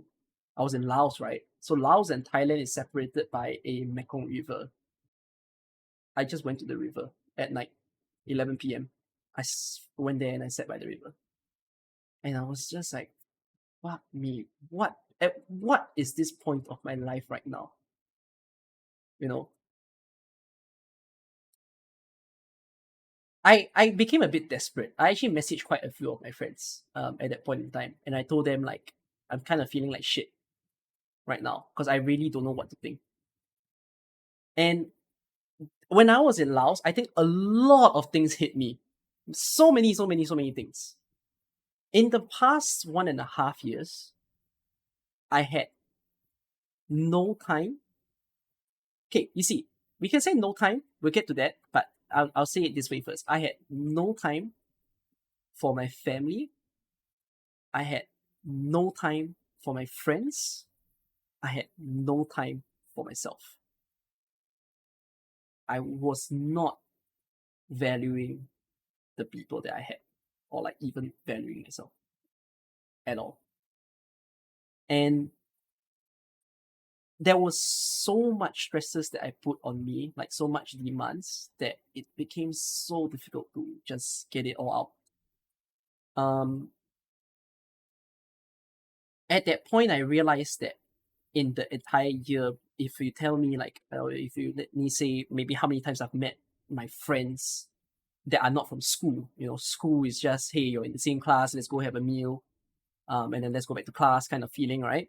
But then we're talking about those that you call out on a random day, those that you call out to play a game and whatnot. Maybe I've met them for 14 days, 20 days, kind of thing, in the span of a year. And so, yeah, I was pretty gone. I think even like the Arknights content creators, they all asked me the same thing, where they were like, Cookie, can we play a game together? Or like, can we hang out? Can we talk? And I just couldn't. I never was able to put the time to just chat with them and everything. So, oh, that's a good question. What about the people who attend Discord meetups? Thanks for that. I'll talk about that in here. Okay, yeah. My mom was because I told you guys that my grandma was sick, right? For like the entire 1 year and whatnot. My mom always kept telling me to go see my grandma, but I just wasn't able to put to it. So when that whole Laos incident occurred, right, I feel like while I was looking towards the river, I didn't look to the river for long because it's actually very dangerous to stay out at night anyways. I did like go back to my hotel and I just stayed like outside my hotel room. But I just thought that, fuck me. I'm losing grasp at everything, that I need to do something now and fix it. And so when I came back in June, no, I came back in May, but when I came back, I took like a 2 weeks break. No videos, no nothing, just break, just rest it up. Play whatever games, doesn't have to be Valve, just do things on my own. Then I came back to make some YouTube videos and everything. And so I actually started to work on myself a lot more, slowly, one step at a time, and meet my friends, old friends that I haven't seen in a while. Go and hang out, do a dinner, do a long night gathering, and I love being able to see all of them again. And I was taking it slow in a way of, let's settle my YouTube, because YouTube, unfortunately, is like the biggest priority. That's where, if I talk about revenue wise, that's where most of things come in for me, and then followed by Twitch, and then followed by Discord, because truthfully, Discord is about people relations. It's not so much about the revenue. Some of you might say, "Oh, Cookie, you don't care about that because all you care about is money." But you gotta give me a break here, and you need to understand that I'm in that situation where money is. I don't want money to be my number one in life. Let me just put that forward. I want money to be the last thing I ever think about. But when it's the whole thing about the income class thing, where people say if you're like poor, you think about money first, and then if you're like very rich, you think about happiness, kind of thing, whatever that is. So yeah, like it's just the stage of life that I was in. So I told myself to do all of this one by one, and then I had the America trip, right? So my America's trip was in June. Literally 1 month gap between my Laos and my America's trip. Why did I want to go to Americas, by the way, if you guys are wondering? Because some of you might then say, I had a moderator, I think Jude or Crow, one of them asked me, if you have so much of this money issue, then why did you still choose to go to America? My answer to that is I booked the trip very, very early on. And to me, right, the reason why I went to America was because originally Viper and Hina themselves actually once it was a joke, it was also not a joke. They actually said that they wanted to come to Singapore, AFA, so that we all can, have a first time ever AK content creators gathering.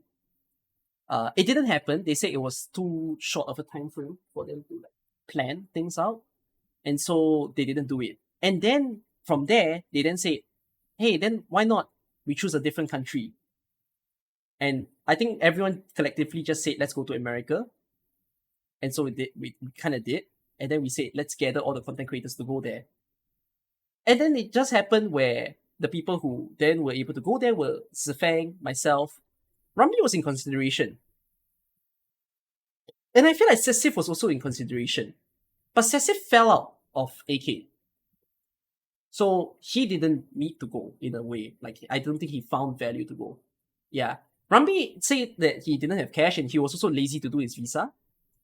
So he didn't go. So ended up the only two overseas people who went to America is Zafang and myself, both of us being Singaporean. So the thing is that despite whatever money matters that was happening in my family, my own belief is that my money is my money. My money doesn't get touched by my family members. No touch with my own matter. So I basically had like a pool of savings enough for me to enjoy myself and just to fly to America. I saw it as a vacation. I saw it as a time to just time out, let myself set myself a bit free and enjoy traveling to the fullest. So we kept to that plan of saying let's meet in US Anime Expo, and so it happened. It was a pretty expensive trip, but again, everything was my own money. I didn't take a single cent from my mom because I don't want her to do that. Before I went for the Americas trip, I told myself once I come back, the next thing that I should be very, very concerned about is my Discord server. Because I already felt that I'm so distant from the Discord server with all the problems that I had in the past year that I didn't have time to even step in, take a bit of minutes and seconds to just say hi, talk to people, or join calls. And I was already feeling that the culture was changing. And it was changing in a way where I wasn't following the pace of change in my server. And so I thought I needed to now do something real big about it. But I said, let's save that for after America. Lo and behold, when that happened, like my trip, the Discord incident occurred. And that was an absolutely not fun feeling. Because the Discord incident, if any of you are wondering, was basically a call. I'd be honest to say that even today, my own understanding of the call is a bit fuzzy. But to cut the story short, it's an incident where certain members became very uncomfortable about words that were said in Discord calls, swear words, slurs, and whatnot. And it became the point where this was me while I was in America. So I woke up to whatever that was happening. And I was so shocked because it was a call of 30 to 40 people in my Discord server. And they all seemed very fussed up over the implementation of a no slurs rule, which wasn't declared by me, it was declared by a moderator of mine at that point in time. And I was lost. I entered the call and I had to just figure it out. I had to defuse it. And it's just so many details that I couldn't track at that point. I didn't know who exactly was doing the said slurs. I didn't know who was affected by the slurs. And I didn't know who knew of the situation and who was solving the situation. Everything I had to somehow piece it together in the call. And I think it really didn't help because that very day, I felt sick.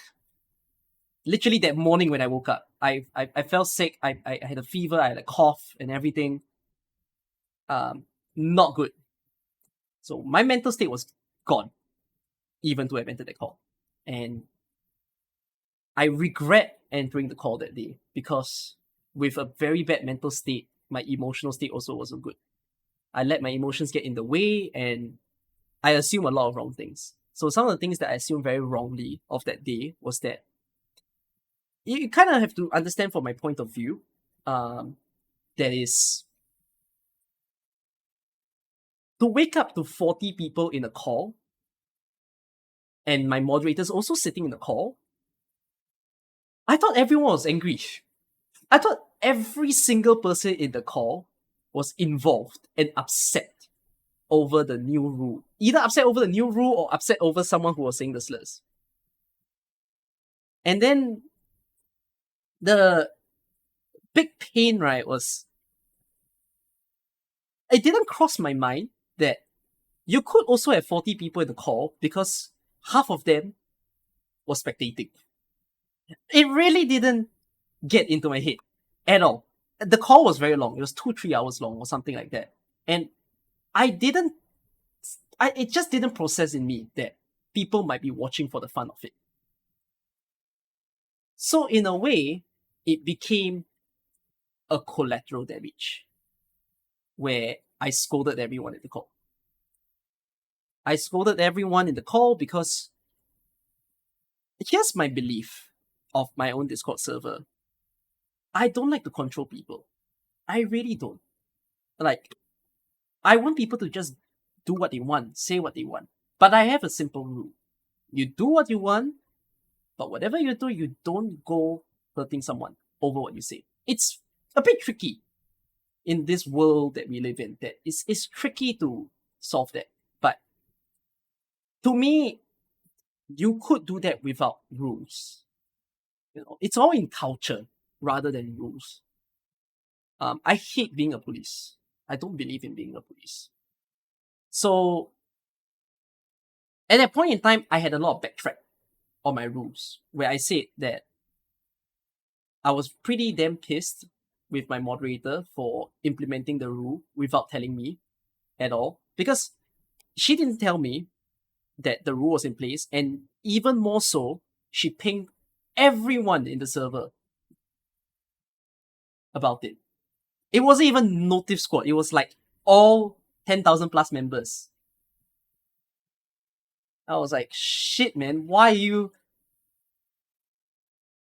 you putting it onto everyone's face that something is going up? So, yeah. That was why I had to do so much damage control that day. And yeah, thanks Kurisu by the way, in the anime. Many people was very soured with me saying all of those because there were certain lines that I very, very clearly remember saying in that call that was so unnecessary. Again, because my emotional state was off the charts. Some of the things that I remember very clearly saying that is bound to hurt people was that I said, if you cannot follow the rules, don't be in the server. So some people were very, very, very hurt by that. But as far as they are hurt, I also needed them to understand a thing, which is rules are there for a reason. It needs to set a guideline. We need a bit of rules so that you know how to behave. But then these people were very pissed because they don't like the rule. But then I also explained to the same people that if you know me very well, I put the rules there I don't mean that I put the rules there for show and I take no effect from it, but I put the rules there needing people to at least follow it. You know, I'm not gonna police and chase for every wrongdoing that someone does. I'm not gonna be like, oh, don't say slur words and start hunting down every single slur word that's said every second. It's the last thing I want to do. It's so time wasting, you know. Instead, the way that I see such rules is that I put that forth to tell you this is not acceptable. If you want to do it, go do it. I don't give a damn. But I give a damn once someone then tells me, hey, I'm not liking this person because that person just did something that makes me uncomfortable. And if that thing happens within part of the rules, then of course I'll come after the person. And somehow this was very hard to articulate with the members who were affected by this in the calls. So it was a very, very, very tiring situation. I feel like it's a bit common sense, but yeah, the way that I approach such things is I have a very Singaporean mindset. In Singapore, a surprising law that we have is chewing gum is banned. You are not allowed to sell chewing gum. But here's the twist of the rule. You can buy chewing gum, bring it into Singapore, eat it, toss it. You just cannot sell. But if you eat it and you toss it, no one is supposed to see that you eat it and toss it. You need to do it secretly. There's a reason why this rule was implemented. So chewing gum is banned in Singapore because in 2000s, around that time period, there was a rampant littering issue where whenever people eat chewing gum, they would stick the chewing gum below their seats or below the tables, whatnot. It's just they stick it anywhere they want instead of tossing it into the bin. So Singapore thought that they need to then impose a rule and they stopped people from selling chewing gum. Yeah. I think the worst incident was they stuck it on the train doors, which is stupid, right? Sticking it on the train doors. So, yeah. That's why the rule was implemented. But then you can still consume it, you see. So, I have the same system. My rules in my Discord server is supposed to be, I put this all out. If you want to go do crimes, bro. Here's your weapon. Do crimes. But if you do a crime and you come back and say, this person is upset at me because I did this, well, it's not that person's fault that he's sensitive. It's on you. Because I told you don't do it, but it's like it's not illegal until you're caught. You get what I mean? It's my belief. That's all I believe. It's not illegal until you're caught.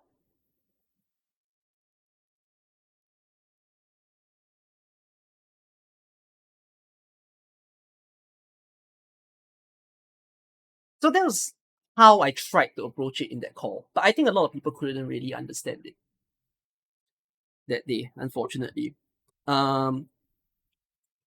So a lot of people felt like when I told them, if you cannot follow the rules, you get out of the server. Because I said that very angrily in the call. But yet, at the same time, a lot of people thought I was being a bit dictator-like. And, oh shit, Cookie wants to control the server and everything. It's a lot of people think I like doing what I do, but I don't. I hate. The last thing I want is to tell people this is what you do. You know. There was a second problem with the call. Okay, no, there were three problems with the call. So one was the perpetrators, right? The people who said the slurs. The second one was an unintentional collat damage, which was a very, very angry Discord member. Because this Discord member, I will not name, but anyone who is in the server enough will know who this is because this person is probably the angriest Discord member I have so far. So angry that she probably wants to cancel me on Twitter. But whatever it is, I will be truthful to say on camera what I said about this Discord member. Yeah. Okay. So, anyways, in the call, I wasn't being very kind towards her because she wanted to explain the situation of that day. But I thought she was part of the problem, unfortunately, because everyone, again, so many people were in the call. I have two very distinct call groups in my Discord server. I will not name them specifically, but anyone who's in there long enough will know who they are. And I thought both of them were committing the issues. I didn't realize this, by the way. It's such an interesting server dynamic, but I didn't realize the two server calls. Okay, I shouldn't sour them this way because I don't think it's necessarily true. But it feels like maybe they're not a fan of each other. I will not confirm nor deny, okay? It's up to you all to confirm or deny. It feels like it hit a certain point where they didn't really enjoy each other. And it's true enough because when the whole situation happened about the slurs, it felt like one call group was complaining about another call group. I only realized this after, like, 1 week or 2 weeks after the incident. So, yeah, but the problem was that in the call, I thought it was both call groups being the problem. It was kind of true. There was one member that was very, very concerned about me adding the slurs rule because he's like, oh, I can't say slurs in the server anymore, which is so weird. Why would that be a problem? I will never understand this. Why is that an issue?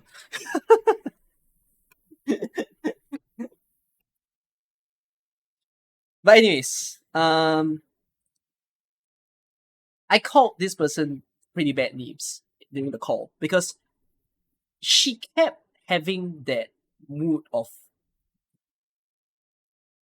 I honestly don't even know what's her goal. She wants to do justice. She wants to like put herself forward. But yeah, she had a habit of wanting to look like big person.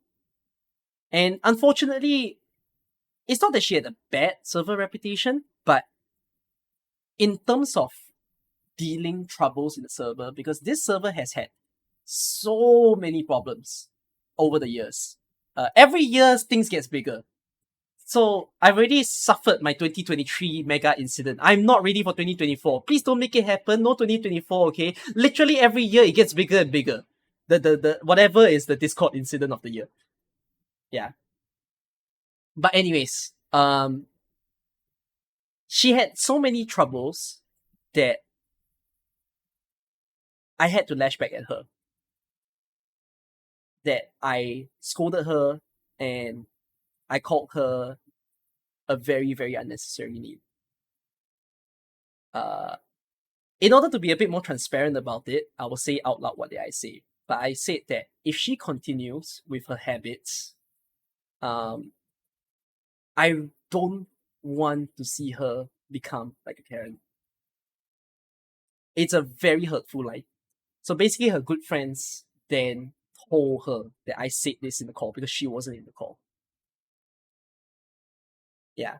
But it's a very, very harsh line. However, I don't mean what I say as an insult.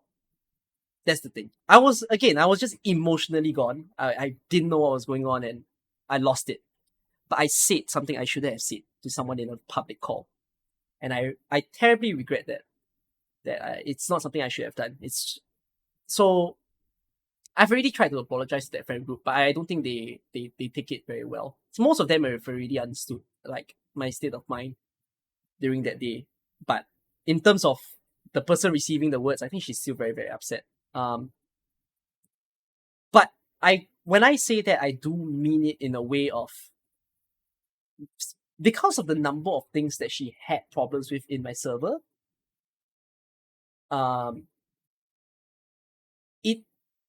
I just feel that she needs to work on a bit on her character, you know, because she had very, very bad tendencies of like, oh, any small problem she has, she'll seek for a moderator. If she's dissatisfied with a moderator's conduct, she'll end up blaming the moderator, kind of thing. Like a lot of blame game that happens when surrounding incidents of her. So that's why I had to point it out. And like, I used the word that I shouldn't have used. I could have lightened it in a nicer way. But yeah. The third problem are my moderators, because my moderators are very close to the person who did the everyone incident. She's still in the server. She doesn't want to talk to me. I feel very sad that she doesn't want to talk to me. But I did expel her from her role of being a moderator that day because I feel that she shouldn't have taken action so drastic. Because the issue that I had and why I didn't, I think this moderator of mine that I've expelled, she feel wrong and that I'm doing something that I shouldn't have. Like as if I don't appreciate her work and whatnot. But I do wish that she comes with the understanding that I didn't expel her because I don't want her to be a moderator anymore. But instead, I would say that the bigger reasoning why I had to take her out, one is the extent of the mistake that she made. And the second one is that I needed to protect her. Because the problem is she became the talk of the town. And it's very hard to diffuse that. Like people who slowly start understanding that, oh, this moderator did something that Cookie didn't know about, that kind of thing. Oh, like she's pretty bad at her job and whatnot. Like, I don't want her to be in that situation.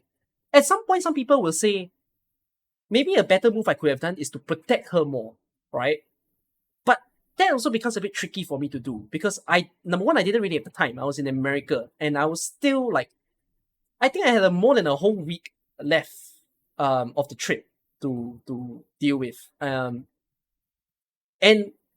with so many people just talking about it over and over, I was like, this is not good. I need to at least give her that bigger on timeout.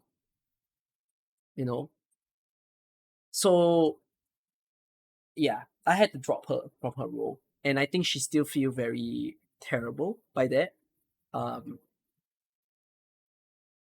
I don't have that straight up confidence to say that I can take her back in. But I do wish that she understands that I did not see it as if I don't like her as a person or whatnot. Yeah. You wonder if I knew that the person I let back into server after her over the top behavior just came to the DMs on her. Yeah, I'm aware. I was told. I was told that some people then threatened her in DMs and everything. But I unfortunately was told this indirectly instead of directly. So I really didn't like have that ability to measure it. But I honestly like the way that I see this whole situation is like a lot of people put the blame on me, I feel. And I will hopefully take the blame on the situation that I could have handled it a lot better in order to make sure that the server culture, the server relations is still healthy. Because now it definitely feels like it's in a very weird, sour place. I would say it's fine. A lot of you are chatting, you're getting over it. None of you seem to know what happened in the past, and you're just chatting with new faces, old faces that still stays in the server. But there's also the whole big crew of members that are not really wanting to sit in server. They have their own servers and whatnot, which I think is all okay. But when I see it again to the whole thing, the only one sentence I use to describe it is,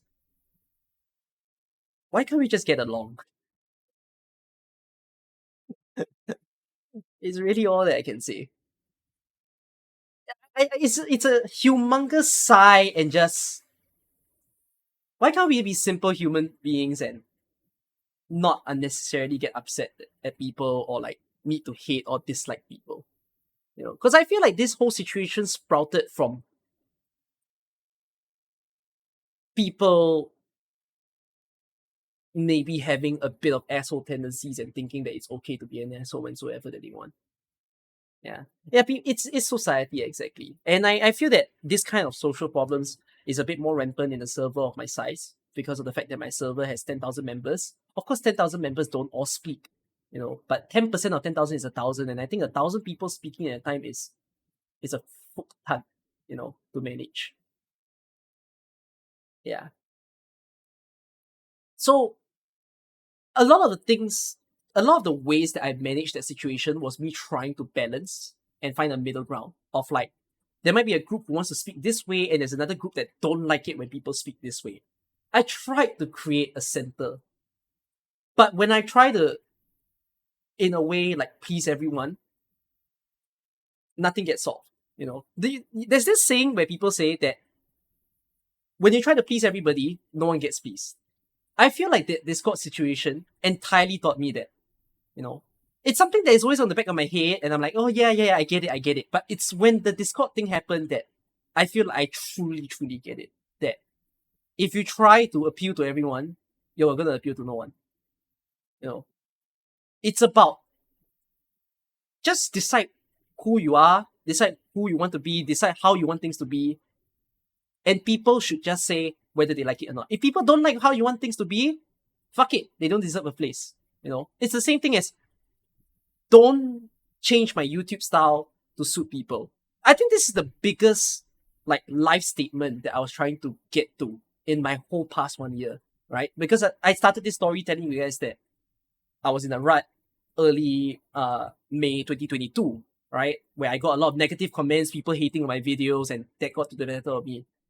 Like, the whole Discord incident just really told me that I need to stop trying to be what people want me to be and just do whatever I want and go with it.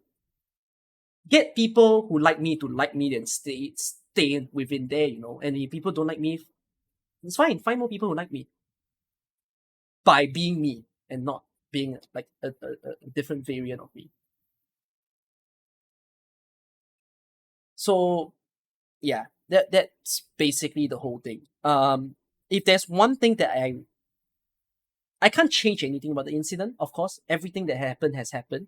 But if there's one thing that I wish everyone that was involved in the incident to know is I mean no harm.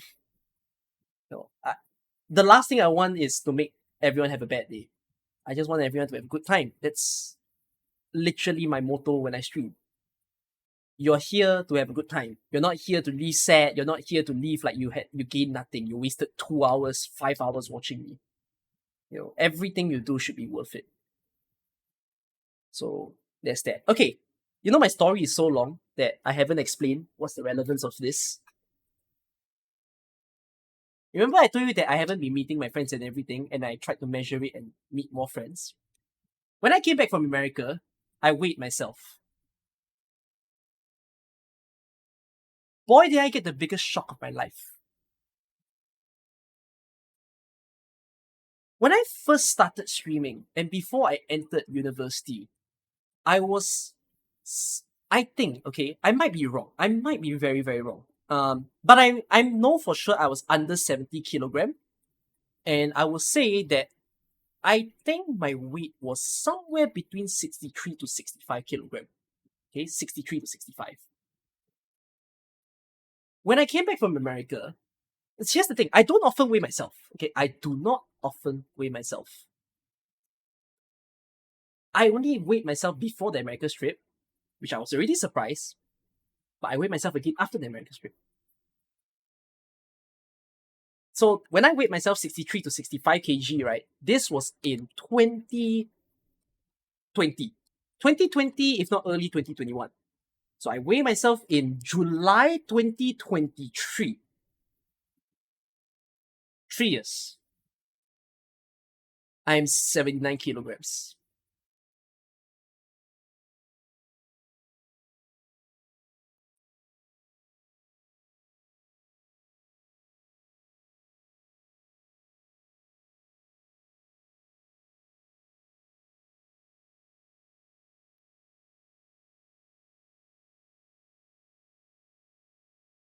No, I look fine. Don't worry. I look fine. Okay.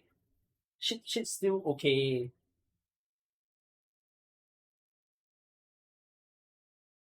I want to show tummy on stream. Ugh. I'll show you when I have abs, okay? Yes. You all need to understand something. The entire story that I just told you, it's wait. A lot of you are saying America. No, hold on. Remember what I said. 2020 to 2023. The stress that I had fucked me up.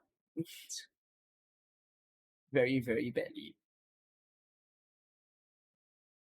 The stress and the fact that I wasn't caring about my health. Yes, I stress ate a lot. Every time when I ate my meals, especially in the last year, I always ate double portions. It's quite embarrassing to say, but yes, I always ate double portions. I always made sure that like I might add a bit more of certain food. Um okay, there's another reason why I ate double portions. Because I became a lot lazier. I became a lot less active, right? I stayed at home so much. I didn't want to go out. I wasn't meeting my friends, as I told you guys. So I'm not doing things to keep myself active the entire of the past year with all the stress that I had. And one of the things that I succumbed to wasn't just Valorant. I also succumbed to deliveries. I delivered a lot of food in the past year. And whenever you deliver food in order to have a promotion and everything, you need to make the delivery to a certain amount, or even to have them to deliver food. You need to meet a minimum requirement. So in order to meet the minimum requirement is like Singapore delivery standards, you normally don't offer purchase a 1-person portion. If the food is very cheap, you end up needing to order a 2-person's portion in order to need the food store to deliver to you. If not, you're just ordering a 1-person's portion but a very, very expensive food. That's the idea. So my brain just thinks, I mean, more value, right? So you buy the cheaper one and you get to eat more. So I did that a lot. And I stressed it and I wasn't active. When I came back from America, apart from weighing myself, I had a very, very shitty feeling. You wanna know what happened? My mom saw me, looked at me at the door, and then he said, "Boy, you look a bit fat, ah."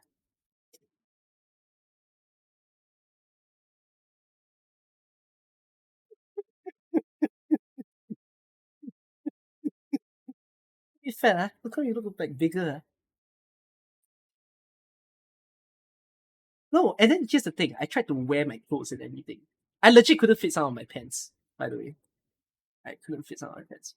My neighbor that I see from time to time, and I go downstairs and everything, and then I go and like chat with them. I was passing by my neighbor, and then the neighbor was like, "哇，你去吃午餐啊? You're going to eat lunch ah? Okay, yeah. 诶，好久不见呢，没有看到你。Oh, it's been so long that I haven't seen you. 诶，你好像有点胖一些噻。You like a bit fat ah?" I'm just there like,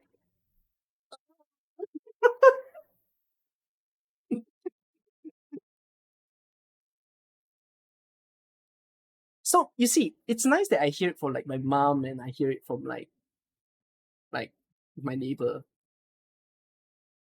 But then it got a bit into my head where I'm just like,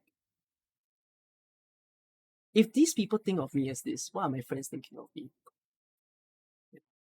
Like, what are they thinking of the fact that I've changed as much as I did? So you you kind of see that within a span of 1.5 years, and me doing YouTube, me doing Twitch, me doing university club, overseas community service, 6 months project, although it's a one-time trip, everything culminated to a fuck fest. Right? A fuck fest of my Discord went haywire. I wasn't managing my friends. My health was all over the place. My sleep was all over the place. Yeah, everything was going wrong. Anything that can go wrong went wrong in one go in the span of 1.5 years. So when I came back from July, my America's trip, and I tried to manage everything all together again, then I start to realize, fuck it, time to get my shit together. We're at the ending of my life biography already. So July to August, I said, I'm gonna get my life together. And I got fucked again. So you see, okay, in July to August, certain things got better. My mom found a much stabler job, so money matter is less of an issue, right? Because she gets a job where she can have a bit more savings instead of jobs where she's just trying to make it by. So I'm less stressed by that, my money issues. My grandma is still alive, so there's still money issues there. My dog is still alive. There's still money issues there. I'm still a university student. I still have to pay university fees. A lot of money issues.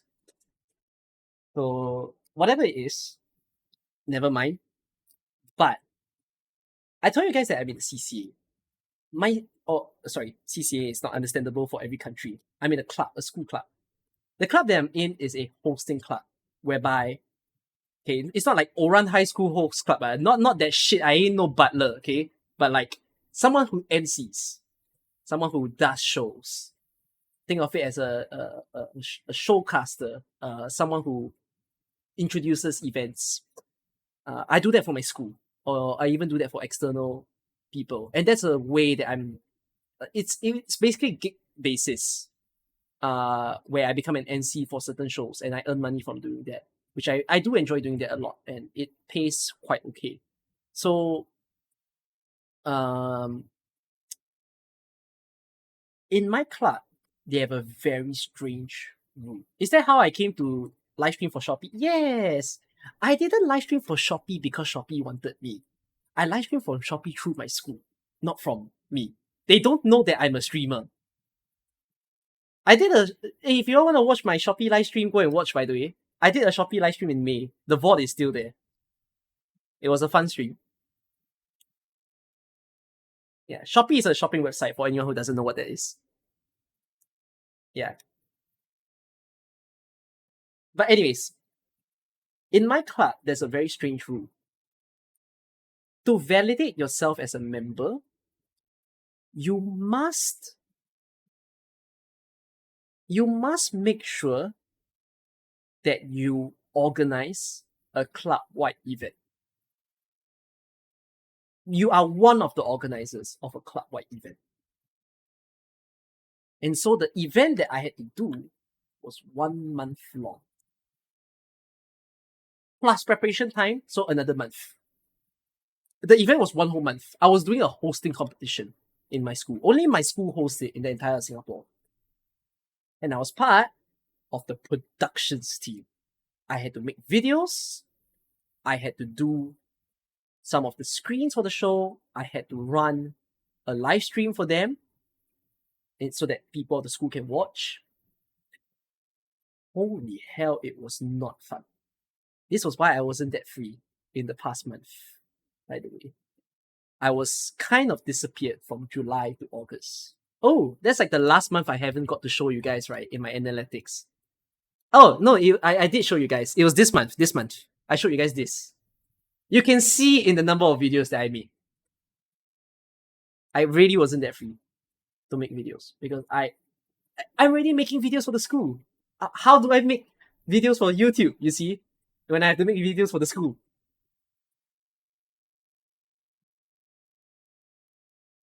So it took up so much of my time that even though I say, let's go, I'll get my life together. Nah, it didn't happen. It did not happen. I didn't stream that much. I streamed Monster Hunter here and there. I streamed AK here and there. So there's that. But the event ended. The event ended in the start of September. And so when it ended in the start of September, that is when I started to make some changes in my life. So I started to do a little bit better. So, during this point in time was when I got my 2 new editors, Plus Minus and Caffeinated Cat, that I told you guys about. And at this point in time, I said, let's focus on my health. Let's focus on everything.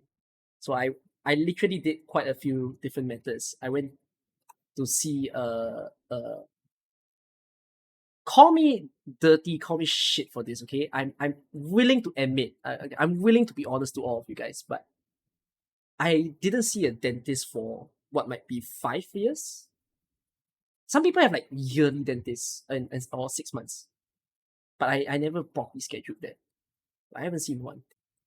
I'm glad that I did, because apparently there was like things that were stuck within my teeth, but they managed to clean it all out, and my teeth is much better now. I don't get like I had a lot of things. If you observe other videos or like no, I have no cavities. I was so surprised, by the way. I was pleasantly surprised when I went to the dentist in September after so long.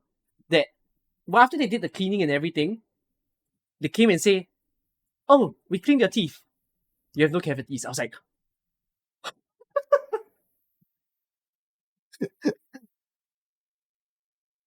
I thought I wasn't managing my teeth health, but yeah, it means I'm brushing well. No, I wouldn't say I'm brushing that well. There are nights that I forget to brush my teeth at night because I'm so tired. But apparently, I'm doing good. So yeah. They cleaned out. Basically, it was tartar. I think it's like a little white thing that gets stuck on the bottom of your teeth, but they got rid of all of that. If you notice my other screens, it's quite obvious. But I'm just glad that they helped me to do that. So I did that change, and then I started to take a bit more steps. I told myself to eat less. And it's a must. Some of you might say, no, you don't have to eat less. You should eat what you like. No, no, no. The problem is I truly was eating too much. Like I told you guys, I was double portioning when I didn't really have to. I was snacking a lot. In the past, I snack on sweets. I snack on chocolates. Not that much. Okay, I don't snack like heavily. By the way, if you get that impression, it's more like my mom has a bad habit. Okay, she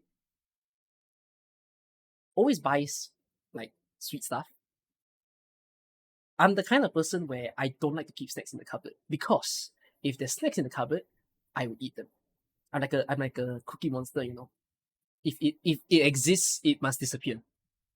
What rule is that? Is that like rule 34.5? If it exists, it must disappear. I don't know, but that's my rule with all snacks. That's why I tell my mom never to buy me snacks. But when it happens, I'll eat it. So she has a habit of like buying chocolates and like sweet whatnot. So I snack less, I eat less and everything. And I took it step by step. I took it slow. Honestly, that's what I'm trying to do right now. I'm taking everything very slowly, to improve like my habits and start getting good habits over and over again.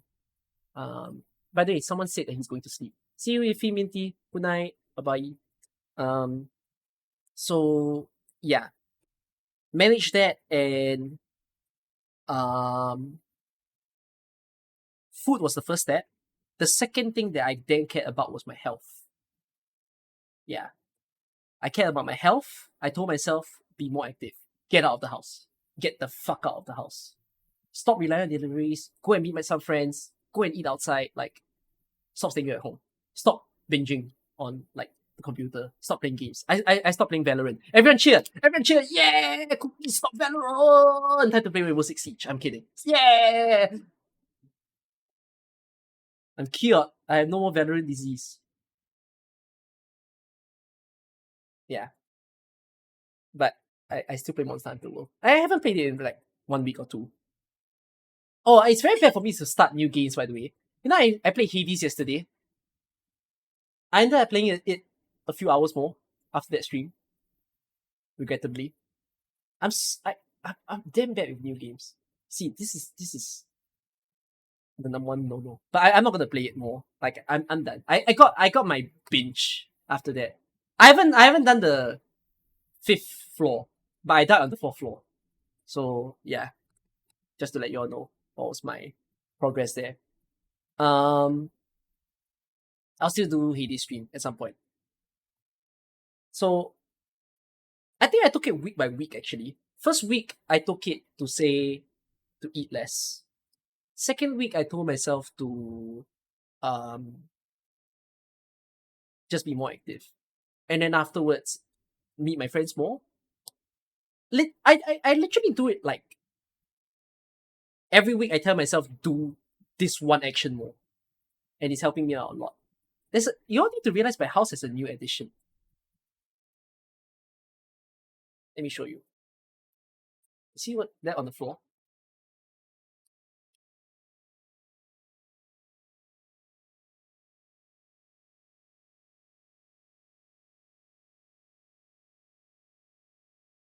Yeah.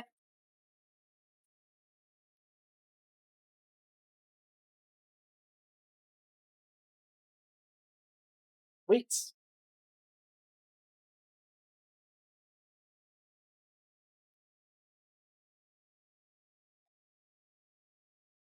I bought that to force myself to exercise. I took it to an extreme.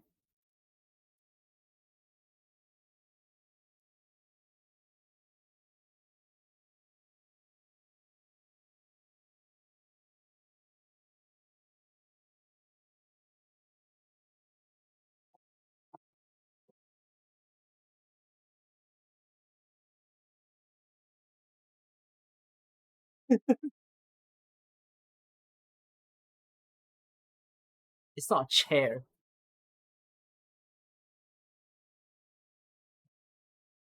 It's a full-on bench.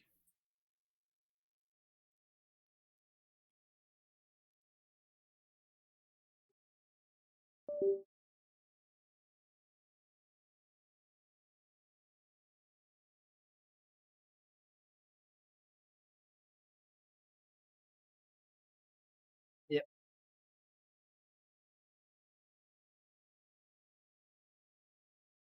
It reminds me of the cookie exercise penalty screen. Yeah.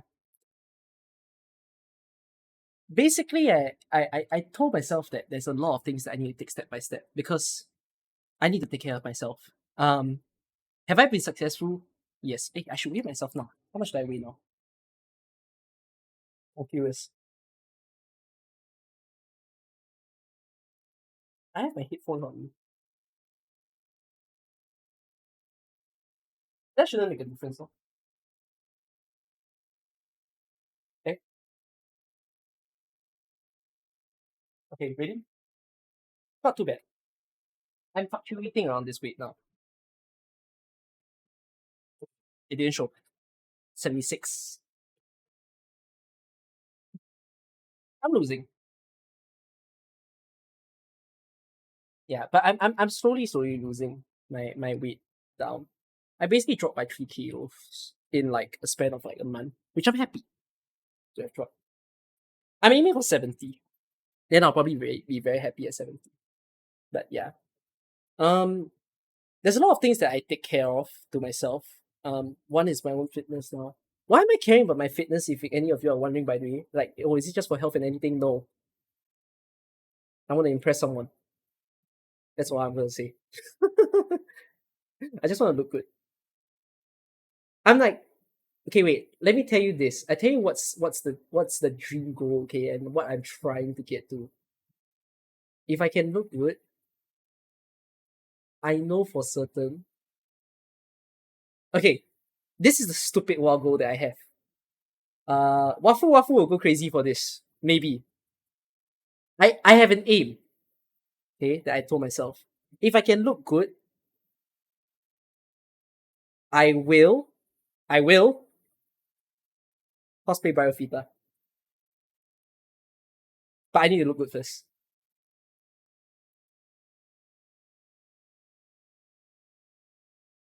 Bryofita.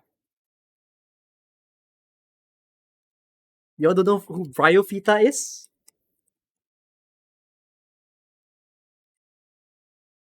Bryofita.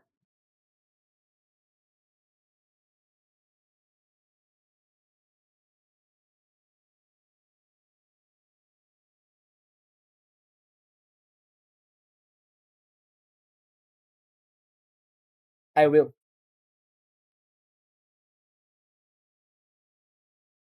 This is my personal goal. I actually really like this character. So I'll do it for the fun of it.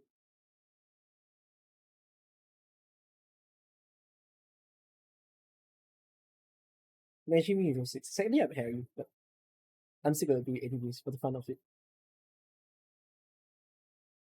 I'm also gonna grow out my hair. No, I'll buy a wig. I won't grow out my hair. I'll do a wig for that. Yeah. For the fun of it. My I also have money issues. Oh, Biofita also have money issues? That's funny. He's literally me. I would want to do J also. But in order for me to want to like try cosplay and anything, let me look good first. let me get a decent enough body, and I'll be very very happy to try. That's my own personal goal that I say to myself. And of course, if I mean, I see your fit as this, by the way, in order to look good. Um, like I'm not really seeing anyone at the moment, but to me, right,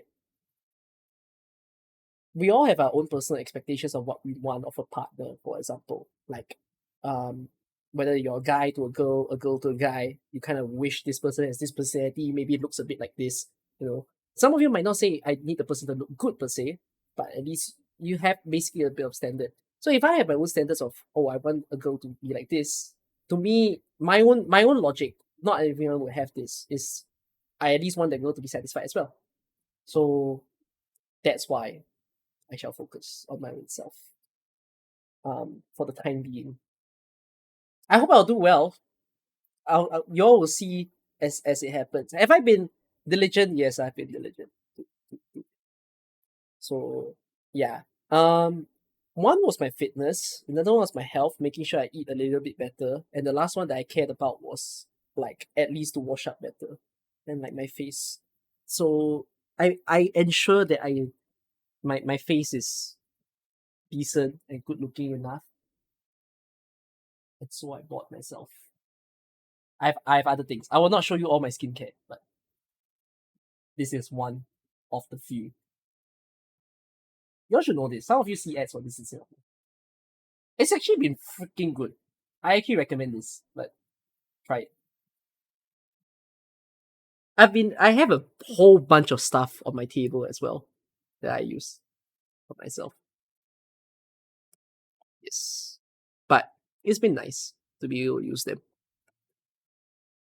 So yeah, that's really literally how my life has been. I've just told you guys the story of my early days when I was just being chilling, okay, living my life, not doing much shit, and afterwards going through the roller coaster, losing my confidence, gaining the confidence, going back down. Life fucked me over for a whole fucking year. I try to get back on my feet, something punches me. I try to get back on my feet, something punches me.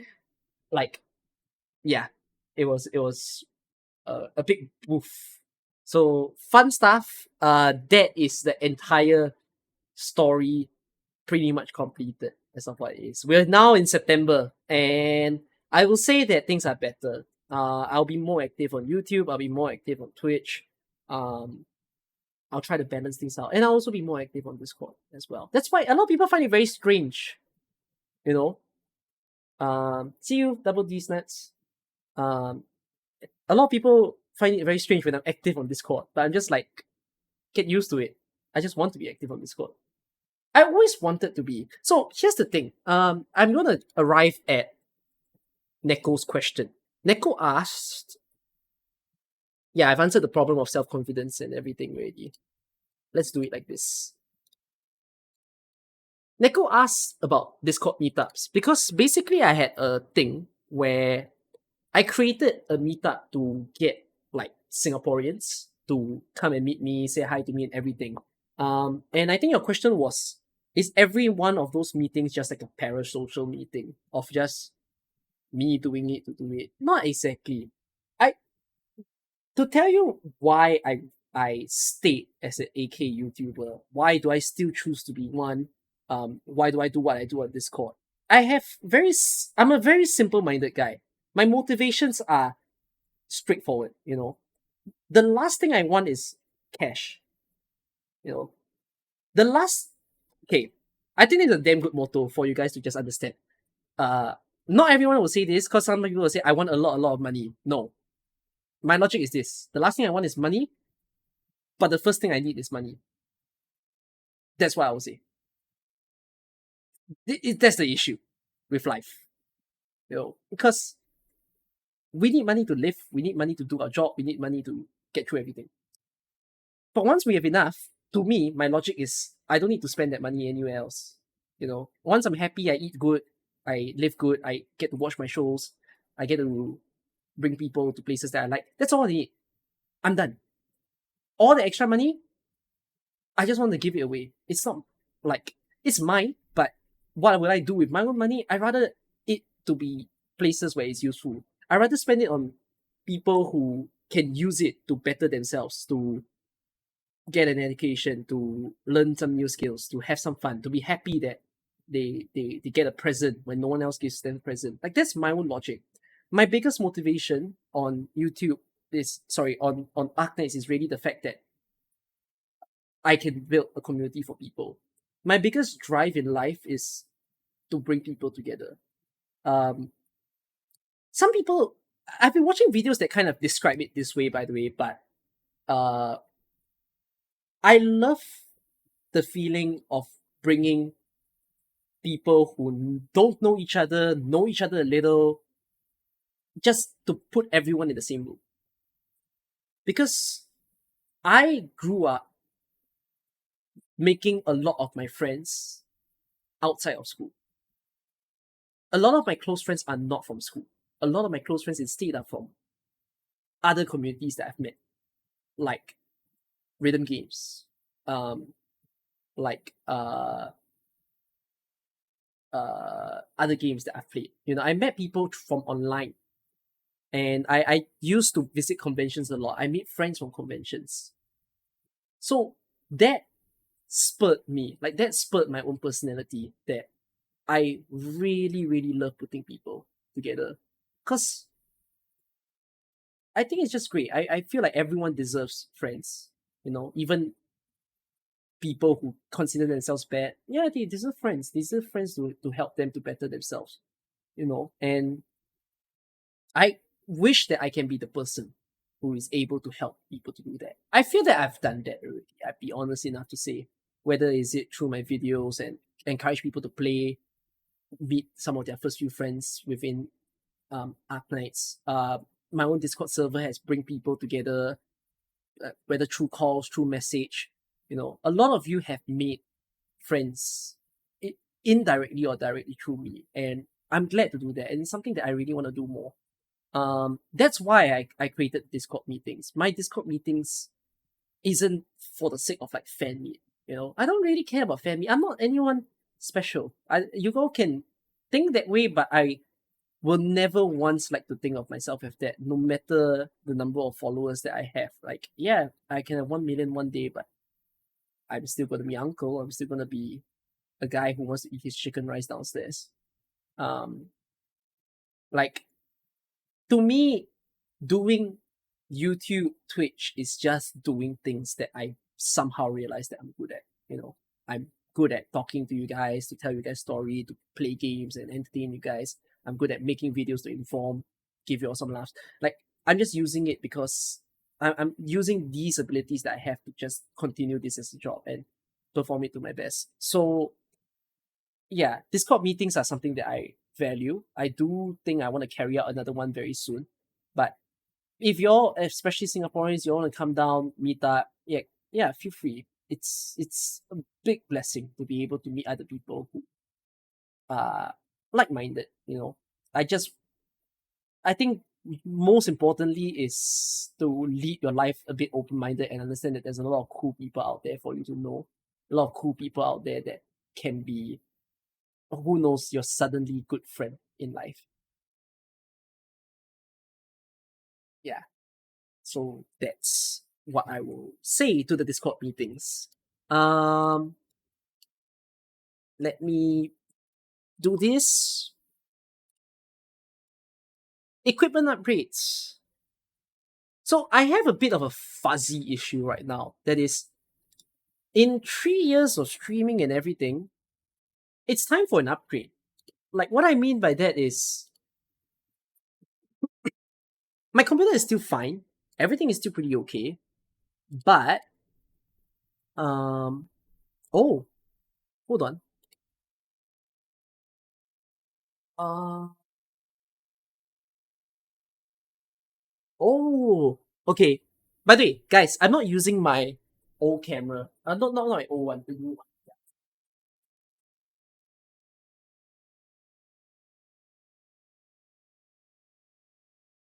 This one. I bought this camera. Y'all will know I tested this for a stream at some point in time. I'm not using it because the camera doesn't just have a fuzziness issue. The camera is completely fucked. Reason being, the what am I trying to say here? There's dead pixels on this camera, is what I found out. Like after a few days, when I used it again, I found out that there are white spots on it. So I actually asked for a refund, and I just saw on my Shopee, it says I can refund it. But I might just get a new camera because it says return. So I think they're gonna send me a new camera. I hope it's good. If it's not good, then too bad. Because I was intending, if let's say they send me the another one and it turns out like it's still as shit as this is, because this webcam needs a lot of light. That's the one thing that we've learned from that day's stream. And for whatever reason, this weaker webcam does it better when there's less light. So if that camera doesn't turn out very well, there is a camera that I wish to get, but it's very freaking expensive. It's the what is it called? ZV-100? I think it's a Canon camera or something. But it's like $700 in my country. Super freaking expensive. So I don't think I'm able to entirely afford that, but it might be one of the first few times I might put like a little stream goal if I do really want to get that camera. Apart from that, then I don't really have other equipment upgrades that I'm going for. It's really just the camera. And this microphone might blow out soon. I have an odd feeling. I mean, it's lasted for 3 years. It's probably still gonna be good for another year, but I am starting to feel like I need to mentally prepare myself that this microphone might give up on me. So I'm gonna have to buy like a just in case. You get what I mean? Like a just in case microphone on standby to replace this one when it goes off. So yeah. These are the two things, the microphone and the camera that I wanna give an upgrade to. But everything else is okay. My PC still runs, I hope, and that I don't have to replace anything in there, because if not, there's still another big cost or investment.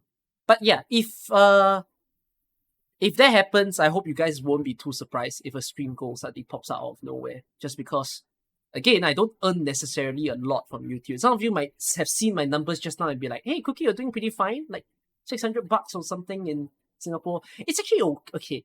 My YouTube side of things, by the way, if you guys are very curious, YouTube and Twitch, everything combined, do I earn enough day to day? Because I'm a student, yes, I will say it's okay because I can manage it. Like I stopped taking money from my parents ever since I entered university.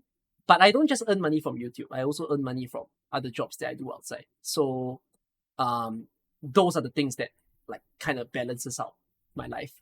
To make sure that I'm stable enough to live as a student. But of course, they don't help me to make the money I have to pay to like my school fees and everything. So it's still pretty harsh for what it is, but I will manage it. And if I do happen to put goals, it's just for the sake of it. When we reach it, then we will treat all of ourselves into it. Because that ZV-100 looks very freaking crispy. I would be eager to receive a camera like that. And so by receiving a camera like that, you all won't get like a blown out neon and a blown out dusk anymore. You get some hyper quality neon and dusk without this blur, and you guys can see this particular picture a lot better afterwards. So there's that. You just woke up. Oh, I recommend you to watch the whole stream. Because I gave a lot of stories in one stream. Okay, let me just say this. Let's not talk about State of Arknights for too long. I saved this for an Arknight stream or another Just Chatting stream, because this topic is unfortunately very long. But remember I showed you guys the channel analytics just now, like this, and I showed you guys month by month. So let me just say a worry that I have. Arknights was doing pretty decently from whatever is the start of Arknights until, I'm gonna say until April or May, when Il Sirocusano happened. Now, here's my worry. Statistically, from May to now, there is a sudden decline in overall Dark Knight's viewership.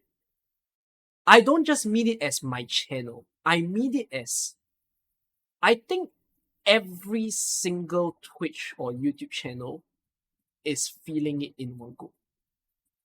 I feel like there is a sudden huge dropout in AK ever since Iosu Kusano. And it's like, there's still people joining the game. But I also think it's finally hit the point where the number of people who join Dark Knights is now less than the number of people who are leaving Dark Knights. Because I am still like gaining subs per video, but I also realize per video I'm also losing subs by quite a bit. So it suddenly balances out. So I feel like people are losing interest in the game as well during this point in time. It's a bit no choice, but in terms of statistics, it is a very, very kind of like worrying thing to see that, a lot of fallen interest in AK already. I see that in the statistics for E. I see that in statistics for Viper. I don't know about Frostbite though. Let me just say that Frostbite is like the biggest AK experiment I'm trying to figure out. Why is Frostbite the current Arc Knight's biggest YouTuber? You all agree with me? I have nothing against that because he's worked hard to be there. But I'm also very, very curious. Why is he currently the biggest Arc Knight's YouTuber?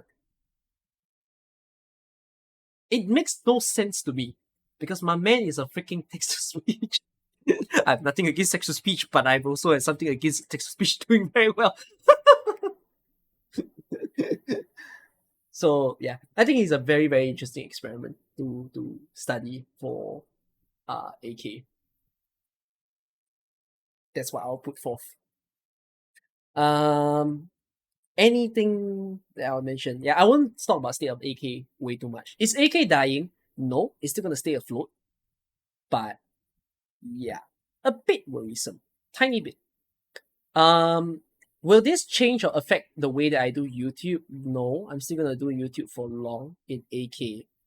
But I do have plans to move out. Let me just mention that first. By move out, I don't mean drop Arc Knights and never do Arc Knights ever again. I will do it until I really lose interest, which doesn't seem like it will happen for now. Because I also have a little goal. You know, I'm doing operator showcases, right? Before I can leave Arc Knights, I need to make sure that there's an operator showcase for every single operator. And that's crazy because there are more than 250 operators in the game. So there's going to be literally 250 videos. We'll see if I get there. But yeah, that's as long as I want to stay in AK. So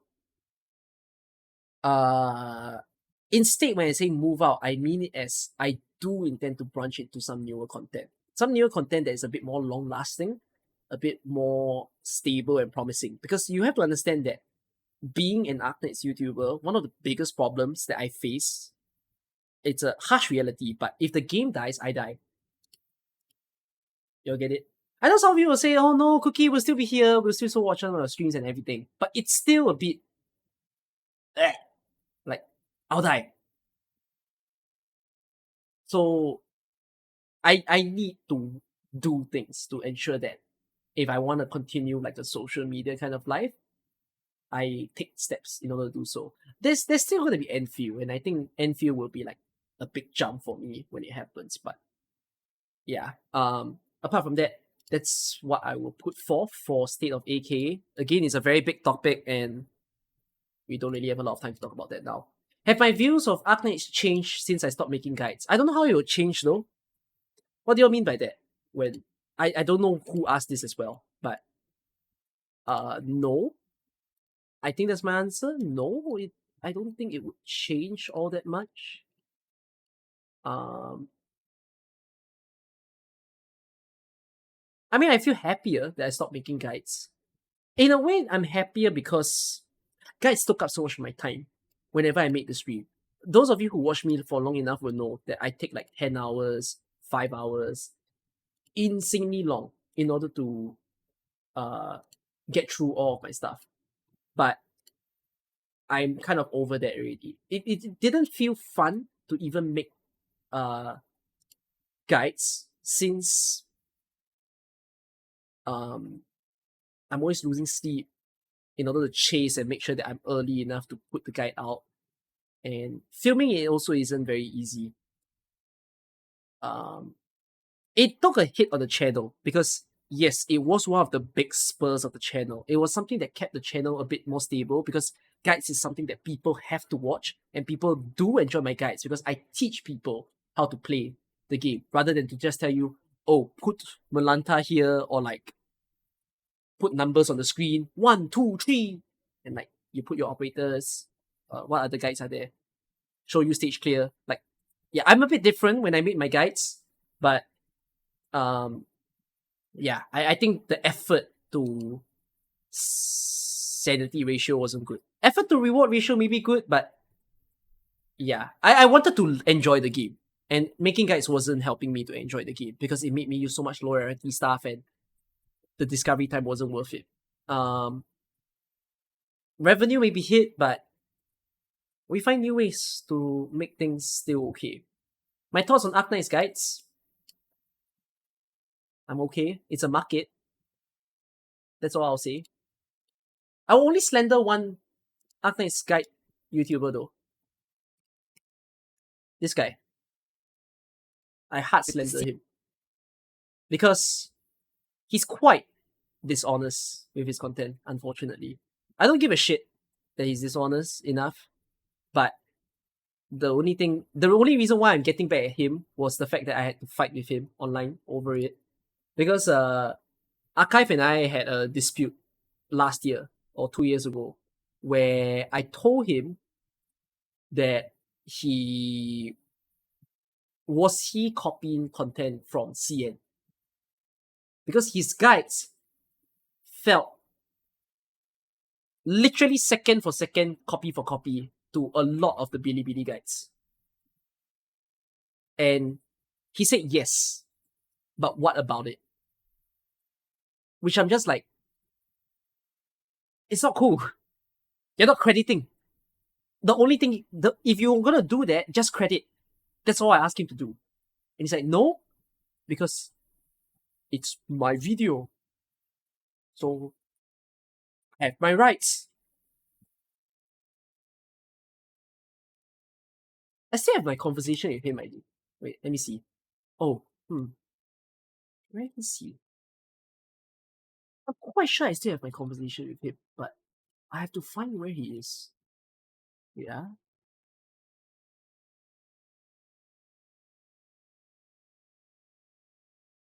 Is it this? Ah, I found his Discord. Okay, wait. Let me see what was my Discord combo. I don't think he deleted his message, right? Oh, he deleted his message history with me. Wait, what the fuck? Oh, this guy is avoiding trouble.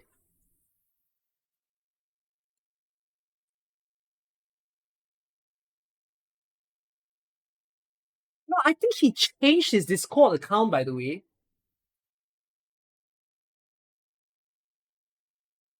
Yeah, I think he's running a new Discord account. He deleted his old one, so that deletes his chat history, and he's running a new one. Yeah, he's a Discord member since November 15, 22. November 15, 2022. When I argued with him, it was in maybe June or May 2022. Oh, he's a fucking idiot.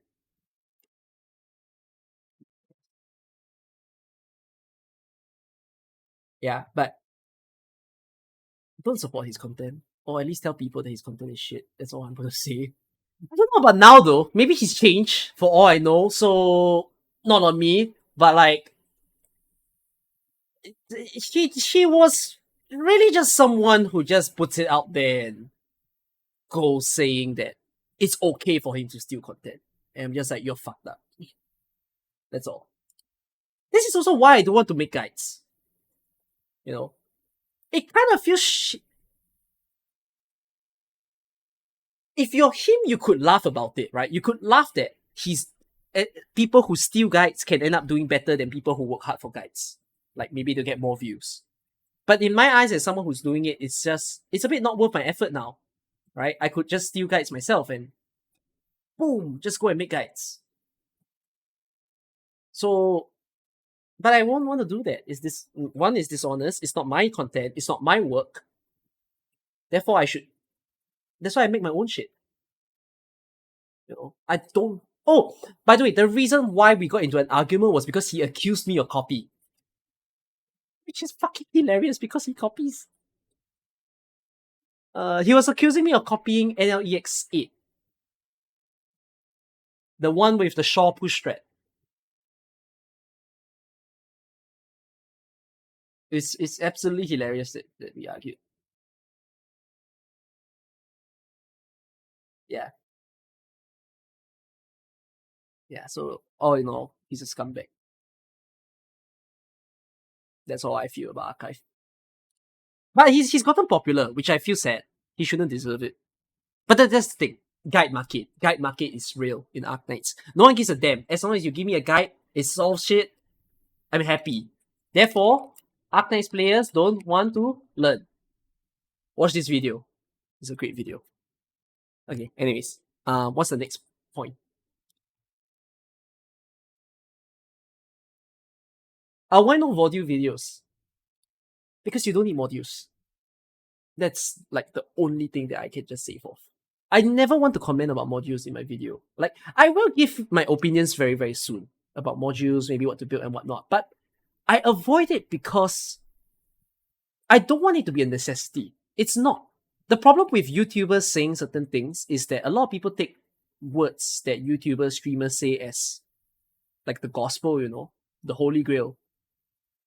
When you are on social media, you end up having that responsibility of what you say is very risky. The Chongyue thing, the Chongyue being the best brawler, some of you might still be pent up about it, but I wrote that title being entirely prepared that some people might not like it because it's my opinion, but I stand by my own opinion. Like, I'm very okay to tell if someone were to ask me, Cookie, what's your opinion towards Mountain and Chongyue? I will actually just tell you, my man Chongyue is so much better. I get the arguments where a lot of people say, no, Mountain's the best because of this, because of that. Yeah, I agree, but there's a lot of things to put towards that. So, but of course, that video made me think. It's also a lesson for me. Whenever every single video that I make is a lesson for me, and that just get me to understand a bit more of, okay, fine, maybe I have to just tone down because some people really, really adore neutrality. So that's what I'll do in the later videos. And yeah. But yeah, no module videos for the time being. Soon though, maybe you'll see that in play. And whenever I make module videos, I'll put it very clearly and pull it full on forth that you don't need modules in the game. I don't even own modules myself. None of my modules are beyond level 2, if you all didn't know that. Don't even link. Secret special plans. Okay. There's no NDA, so I can say something. I am trying my best. There's no NDA. NDA. What the hell is NDA? Non-disclaimer agreement. Non-discretionary agreement. Non-disclosure agreement. I got it. Okay, anyways. Unless I suddenly get a NDA, okay? I hope Yostar doesn't get angry at me for this. I am trying to make an event happen in Singapore. That's the only thing I'm gonna say. No details, no date, no nothing. Nothing. That's all I'm gonna say. That's why I say it's not so secret. I'm trying. It might not happen. I just need you all to know that I'm doing some works to make something happen in Singapore.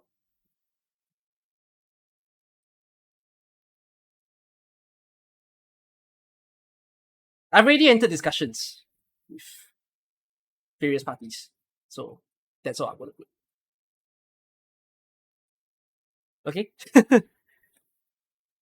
Have fun. Just know that I'm doing my best to, because I want something to happen in Singapore. I want people to celebrate. I want people to have fun, come down, celebrate an event.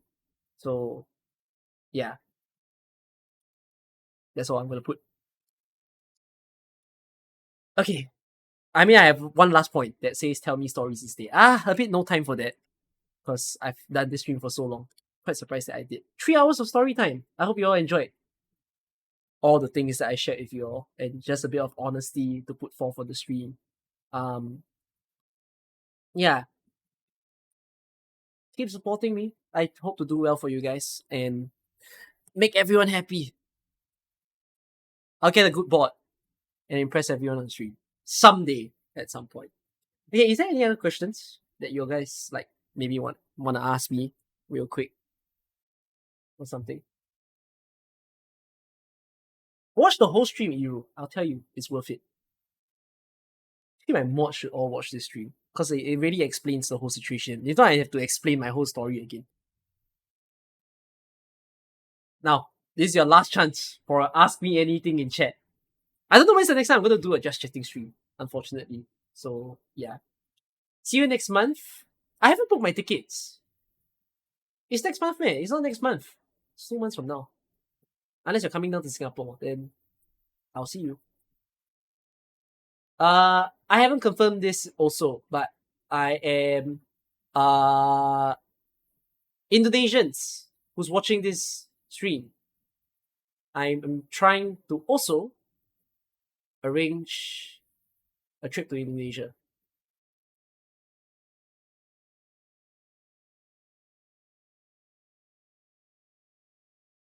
But yeah, I'm going AFA. I go AFA every year now. Just to meet people. What should we eat when we meet up? Depends on what you want, what you crave. I didn't know you're coming to Singapore, by the way. Let me know what date that is, and then I'll try to free it up. Everything about playing indie games was free. Okay, about indie games, in order for me to do that and feel value from doing that, I'm now just trying to figure out how to branch out my content. Because I think of this as it's a bit business like. Doesn't sound too pleasant for you guys to hear something like this, but I enjoy playing all the games that I do for the fun of it. Like I don't really mind if I get low viewership while I play Monster Hunter, while I play Hades. Albeit I do wish a lot more people can watch and witness a game apart from Arknights. But when it comes to something like indie game, that's a bit tougher because very, very much definitely low. Even fewer people will watch unless they somehow get interested. I mean, I'm glad that Affogato had a decent reception. We'll finish that game soon on the stream. But I do wish that at some point I can figure out how so many of these other games that I do play, how can they become something for like a YouTube audience, you know? Or maybe not even a YouTube audience.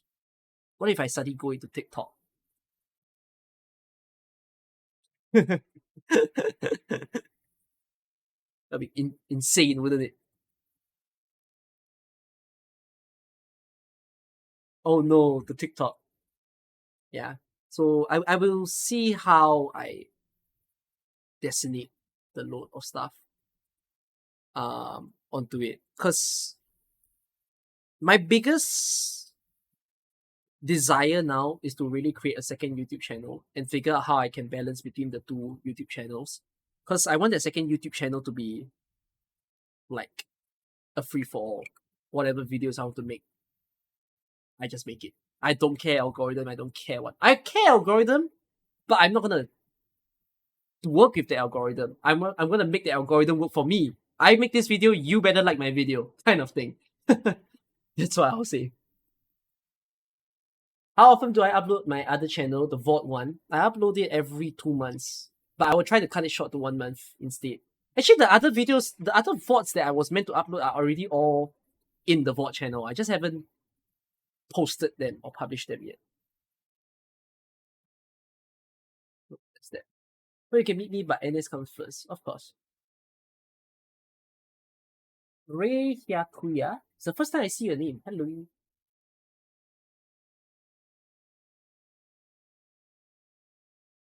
Binding of Isaac, would I play it?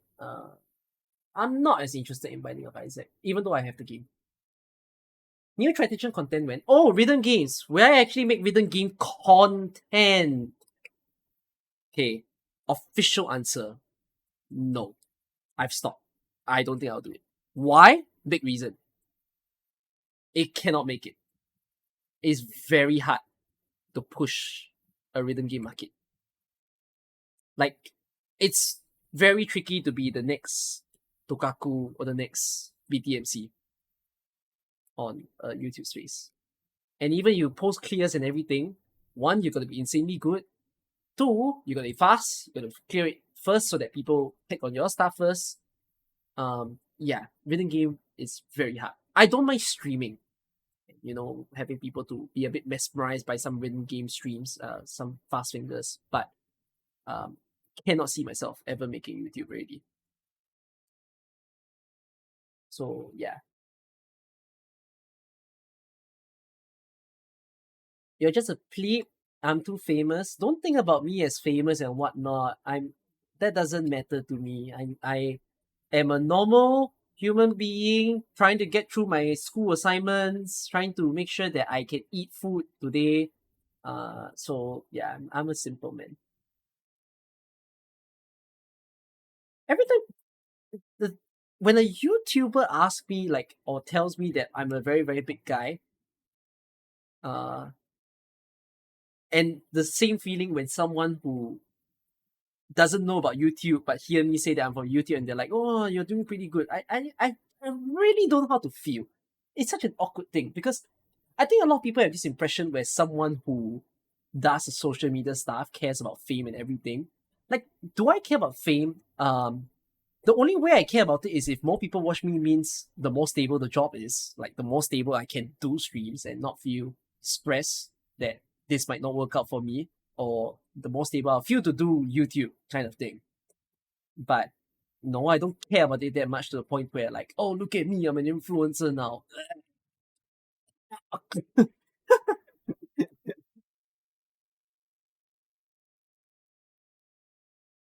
You and Chrome laughed when I said it. Oh, yeah, yeah, yeah. I know Michi has way less requirements in his streaming setup.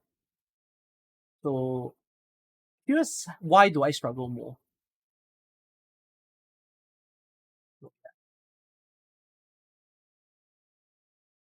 Rhythm games need you to be the absolute best. That's why. Just be like that funny dance rhythm gamer, step the dance floor for every beat drop. No lah, it's you gotta understand something about me. It's not easy for me to be funny. I'm not say it however way you want, but I find it very hard to justify that I'm a naturally funny person. I see of a naturally funny person as someone who can literally make people laugh at any second. Like, that's like one of my friends in my club. He always knows how to add lib stupid lines that makes everyone in the room laugh. I can't do that. I'm not great at that. Making jokes isn't entirely my forte. I do say some great lines here and there, but um, yeah, it's not natural to me. Even the way I speak in real life, like the way I speak to you all now, is really how I am in real life. By the way, some of you, one of you said just now, Cookie is all about having an online persona. That's the last thing I'll ever do. I don't know how to do it, and I don't want to know how to do it, cause I don't care enough about having an online persona. I care enough that I'm happy. It's all about it. So yeah, um, making humor online is tricky for me. I like to think of myself as Tom Scott on YouTube, the guy who makes random videos, very very random topics. Like, I want to say that I'm a bit similar to him. Like, he's not funny, but he talks well. He presents things well. He says great things that can be memorable at times. Like, that's kind of how I feel about myself. I can't create jokes out of it, but I I guess I know how to present myself in a way that people are okay to watch me. So yeah, you would love to watch me play rhythm games. You love rhythm games, especially Banduri. Banduri? I don't play Banduri. Yeah. My skit lately is pretty good. Trying. I have I have skit ideas in my phone. I have very random ideas. Oh, I told you guys that I'm like taking 1 week at a time to improve little habits by little habits. So one of the habits that I'm also trying to improve is every time a new event, like a new thing that I have to turn up for, or a new idea pops up in my head, write it the hell down. You all should do this also. It's a good habit. If you have a bright idea in your head, someone tell you let's meet at this time, fucking write it down. Don't wait, just write. Because you will be less stressed when you do that. I run by Google Calendar now. I used to use Apple Calendar, but I think I'm starting to hate it. So I went for Google Calendar. And I just make sure that my time is like super, super planned. In order to make sure that I'm doing things all the time. And when it comes to skits, the skits are not even for Arknights. I have very, very random ideas. Like Pro ZD. Some of you have watched him before. I literally have a lot of short skits that I thought of doing. I don't know if I'll ever fulfill it. I'll think about it. I might make it into a second channel.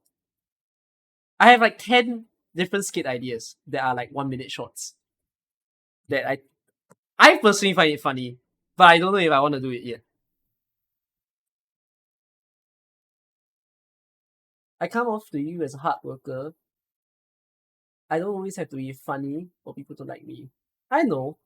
I would say that being in school, there's that pressure. And I think a lot of you feel it as well. That being in school or at a workplace in like forced communities, basically places that you have to go because life puts you there.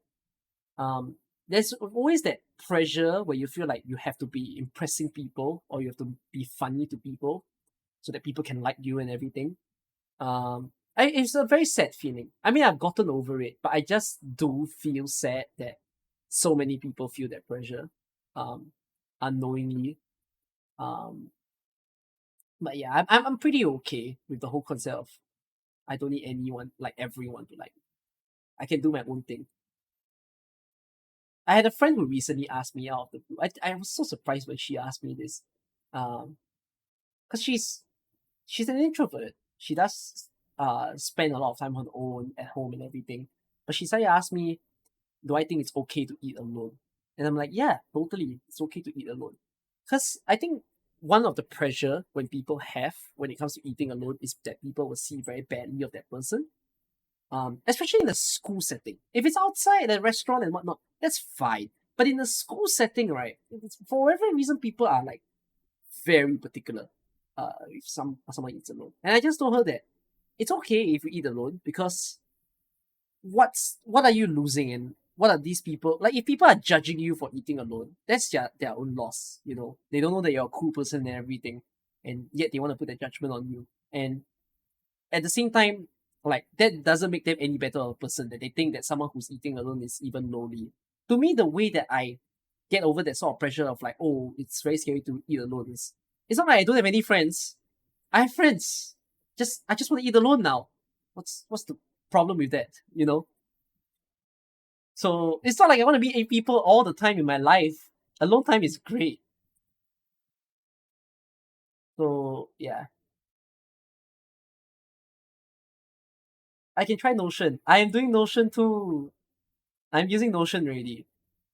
I'm using Notion to document my YouTube and my this not my Discord projects yet, but I'm about to use it to document my Discord projects. So yeah, I've already started. Google Calendar and Notion are like the two productivity tools that I'm using a lot more now. Am I gonna do one of those react to YouTube video streams again? Maybe. I might. You eat alone your whole life? No way! Someone go and eat with Rambi. Indonesians, go find Rambi. Rambi wants people to eat with. Yeah. Okay. That's that. It's 3 a.m. at my place. Any last dips on questions? It can be random. Any random big thing you want to ask me? I need to put this weighing scale away.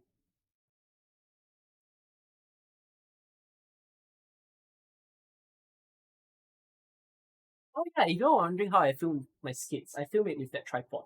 I invested in the tripod, so I'm putting the money to good use.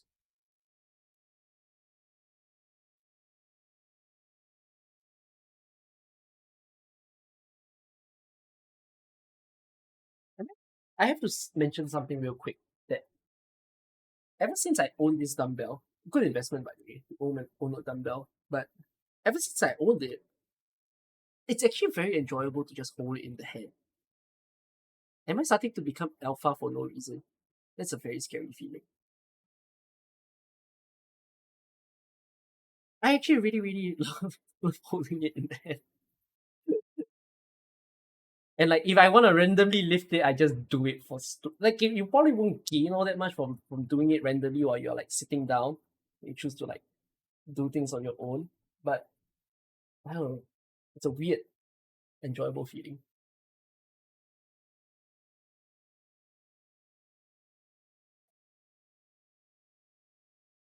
You simply go along with our life. You're more relaxed when you eat alone. Of course, no speaking pressure. So there's that.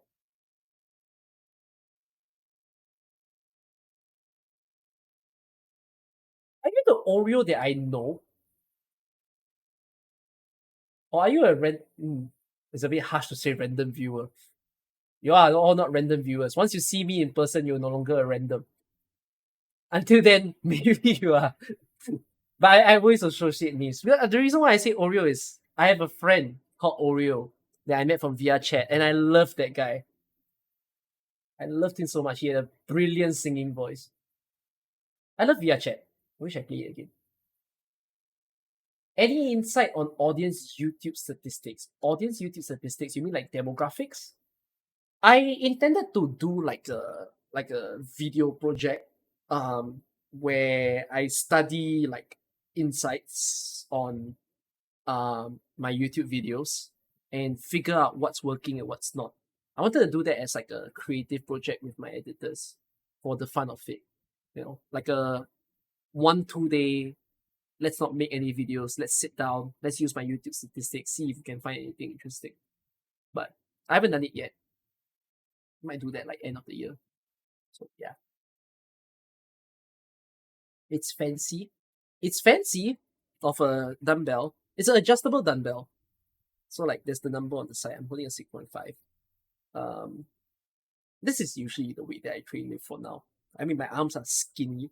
Don't mind the skinny arms. But um yeah, I train somewhere between if I wanna go very, very light then I'll go 5. Then if I'll go heavy, I'll go 10. But 10 is very, very heavy. So yeah. Just don't accidentally hit something with it, like hit you guys. That's scare anyone. What time period am I streaming on October 1st? Check my Discord. Because the time that is stated on my Discord is tallied to your country's time zone. Where's the weights? It's behind.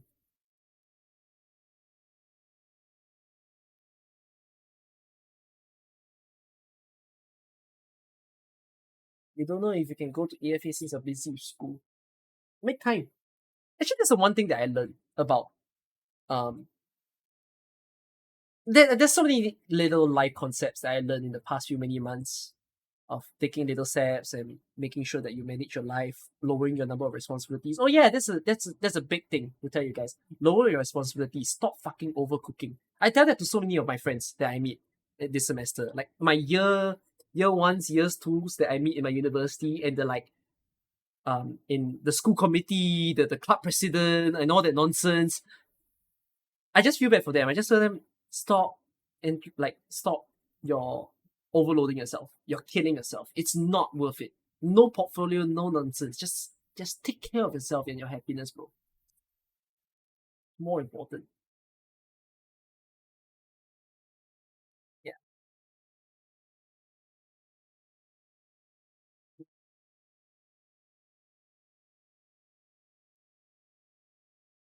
But yeah, about the make time thing. Suddenly I remember what I wanted to say.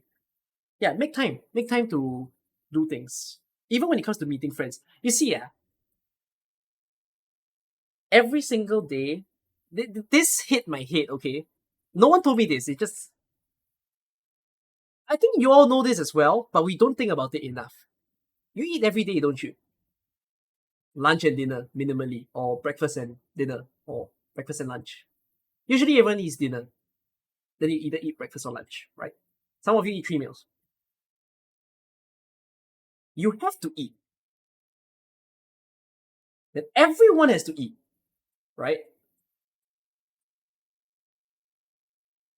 In that case, because everyone has to eat, you can meet your friends. It's not that we don't have time. We often tell our friends, oh, no time, no time, we have to work and everything. But the thing is, you have time. So you gotta eat. You gotta like sit down for a meal and everything. You could meet your friends while you're having a meal somewhere. So that's that.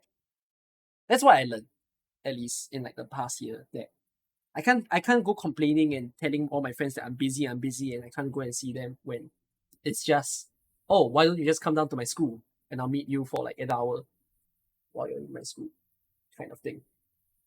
So yeah. I like how you are having a conversation within my chat. You just started uni. Which uni are you in? Say that you just started uni. Oh, I hope you all didn't mind that I didn't play any music for the entire stream. It's a vibe. Echo room vibe.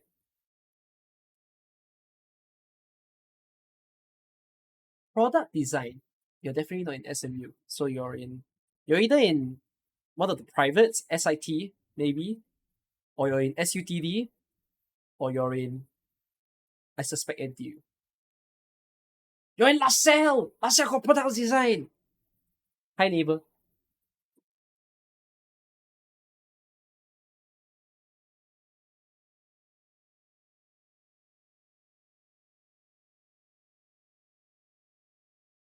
LaSalle is very hard, by the way. Okay, I understand you saying that you struggle. Weighing a dumbbell at 3 a.m. So fun. Like, I thought I'm not lifting weights. I regret not buying this earlier in my life. Oh, some of you might say, why don't you just go to the gym? I don't know. There isn't really people that I want to call to go to the gym with. Do my friends gym? Let me think.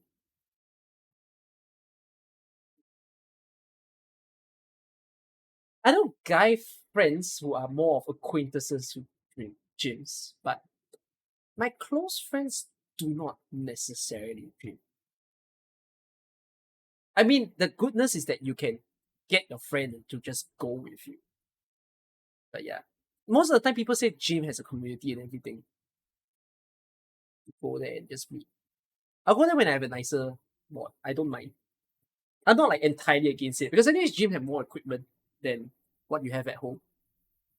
So it will be fun once I get there. For now, I have a very, very skinny build.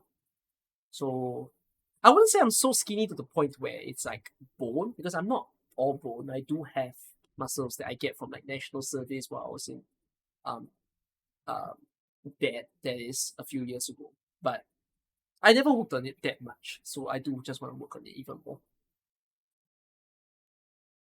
About Ian. I'm not sure if Ian gyms. And yeah.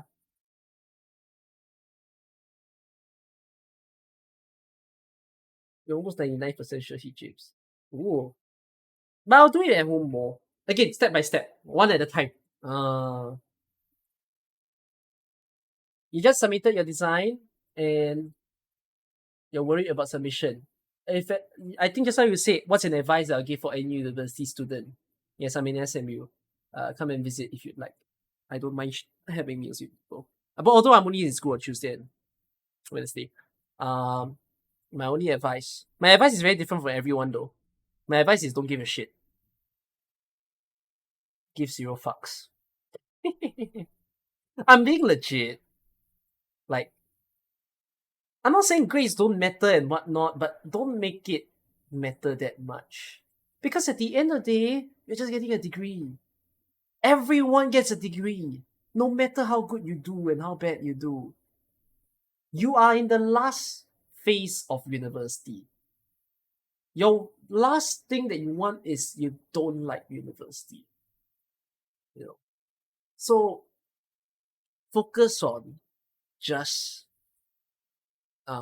doing the things that you get to explore and do in the uni, and then um, yeah, give more time to yourself. That's my biggest regret in university. Give more time to yourself. You're aiming for scholarship and honors. Okay, then I'm not against it. Like, yeah, if you're trying to do that to get more money, then okay, fine, do that. Because scholarship does pay well, right? I pay my own school fees, unfortunately. But um yeah, try to get the grades, but do not overdo it in a way. If you can get scholarship, then just go for bursaries and make cash from there. It's a lot more important to focus on being ready to work outside rather than um being all about the books, about the exam, about the assignments. That's at least to me. You gym at home, you don't trust gyms after seeing those videos warning about how some gyms make it hell for you to unsubscribe from them. I think that's a thing for other countries, not necessarily for Singapore though. Res Queen.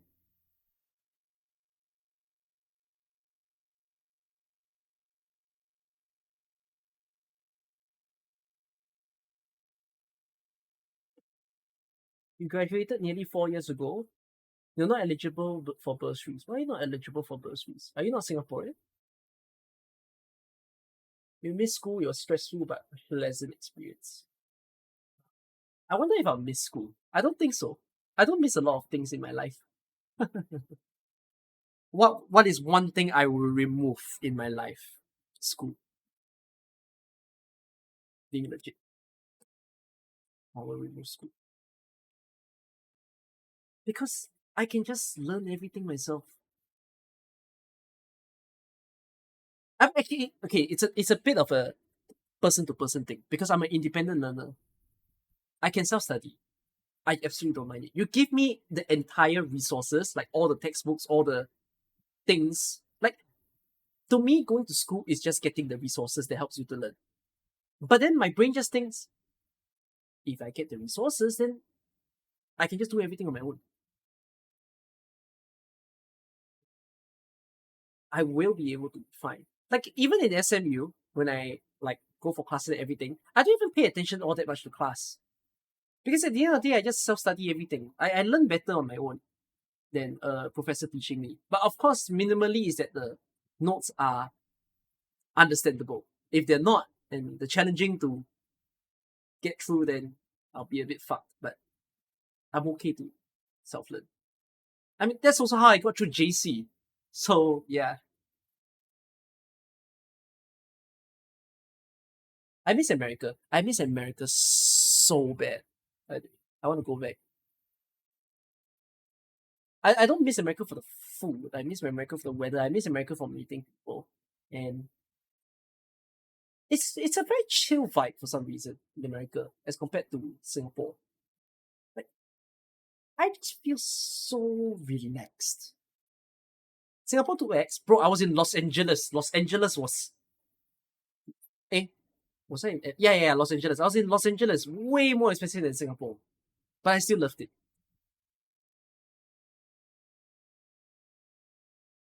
I want to go. I want to be back there again. Actually, I weirdly do miss some of the food there. Now I'm gonna cry. Where am I in and out there?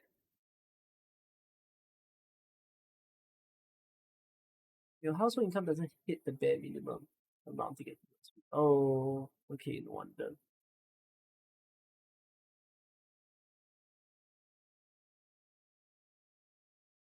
Most places, employers need a piece of paper to get a job. Yeah, I don't think I'll ever work for a company. My life goal is there's a lot of places that I can go in life.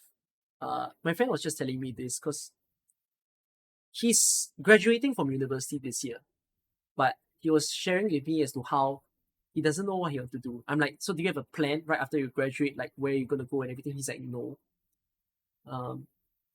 Because to him, even though he's learning programming, yet he doesn't want to do a job that is way too technical. An irony, right? So, uh, he told me that he wants to. He really just doesn't know where. But when he thinks about myself instead as to how I'm doing in life, to him he feels that at least I have a lot of different places, which is kind of true. I could enter a bit of a hosting world. I can tell you guys this for sure, yeah. I have a bucket list. I feel like I'm doing Zom 100, except there's no Zom in the world. It's 100. Yeah, but another bucket list I have is I will host. I will want to be someone who casts an esport competition. Absolutely for sure. Want to be the guy to hype up the moment before the kill, or going crazy when something crazy happens in the game.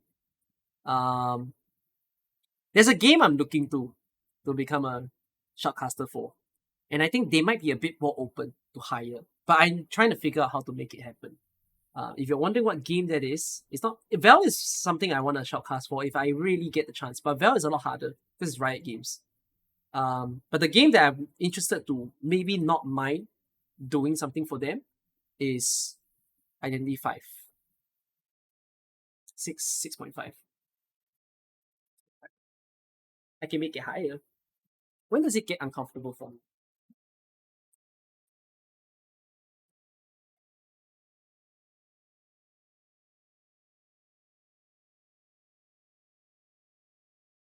Christ almighty.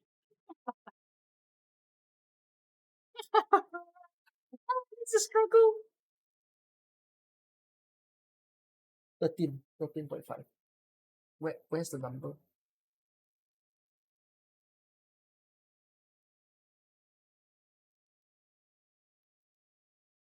This is a struggle for me. Beyond 10, I start to struggle. Put this on my head for too long.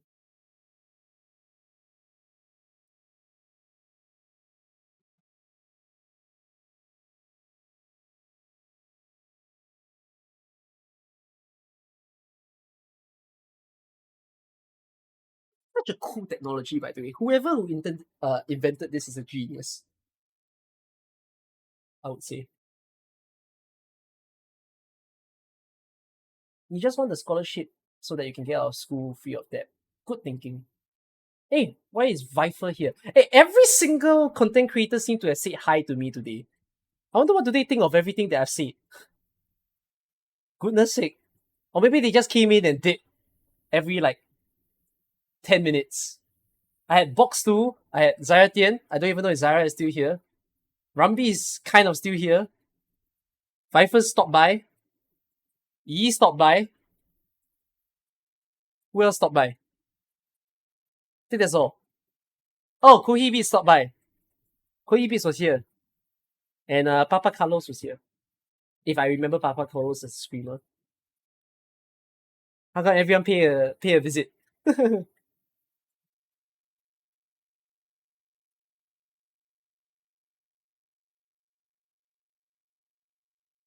You don't expect your parents to pay for you. If you're in a bit of a better, well-off family, then I think it's okay to have a bit of burden on your family. But if you're in a family that's like kind of like mine, then okay, maybe a bit trickier to get your family to uh do the payments. How's my workout routine? I follow a video that I watch. I mean, for now I'm taking it easy, right, and not like overdoing it or not how do I describe it? Like I don't go super massive and say like, oh, let's do 30 minutes workout, 1 hour workout. Like I just keep it simple within 10 to 20 minutes. But in the future, I probably want to make it go higher. Um, just so that it's a bit more effective. But yeah.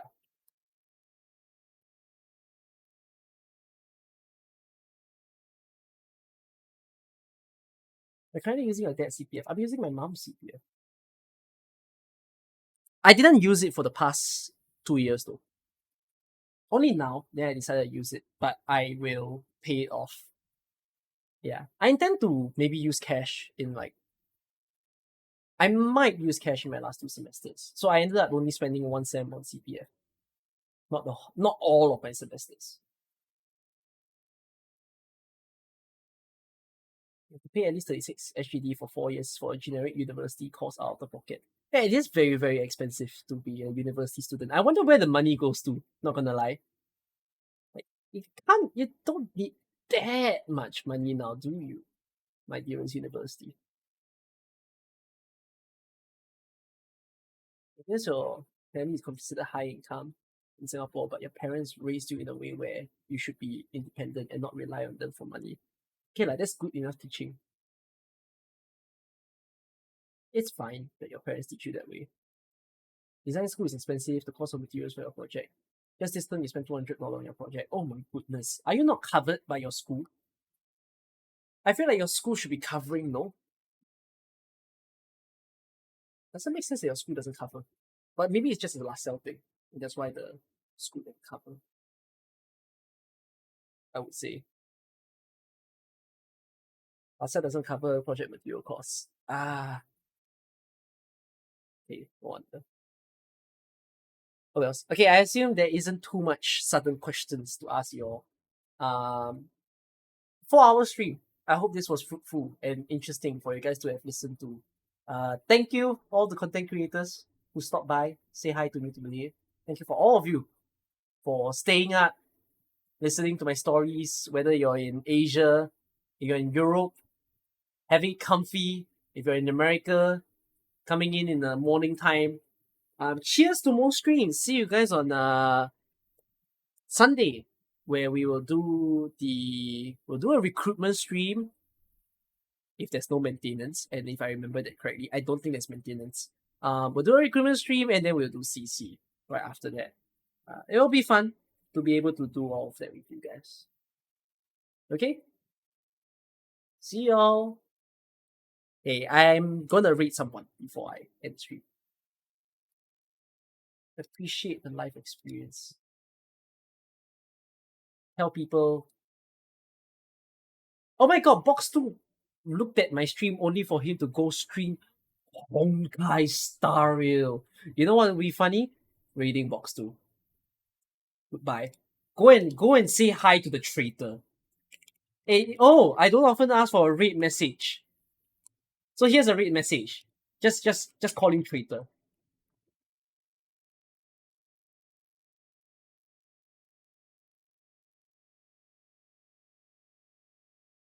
He left Arknights. He didn't come and see us in America. Bro. Box 2.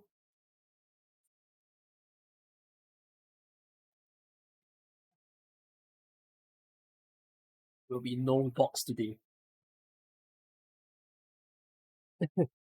Was Box 2 playing Arknights before? I don't know. Maybe he was. Alright, see y'all. Take care. Enjoy. Bye bye.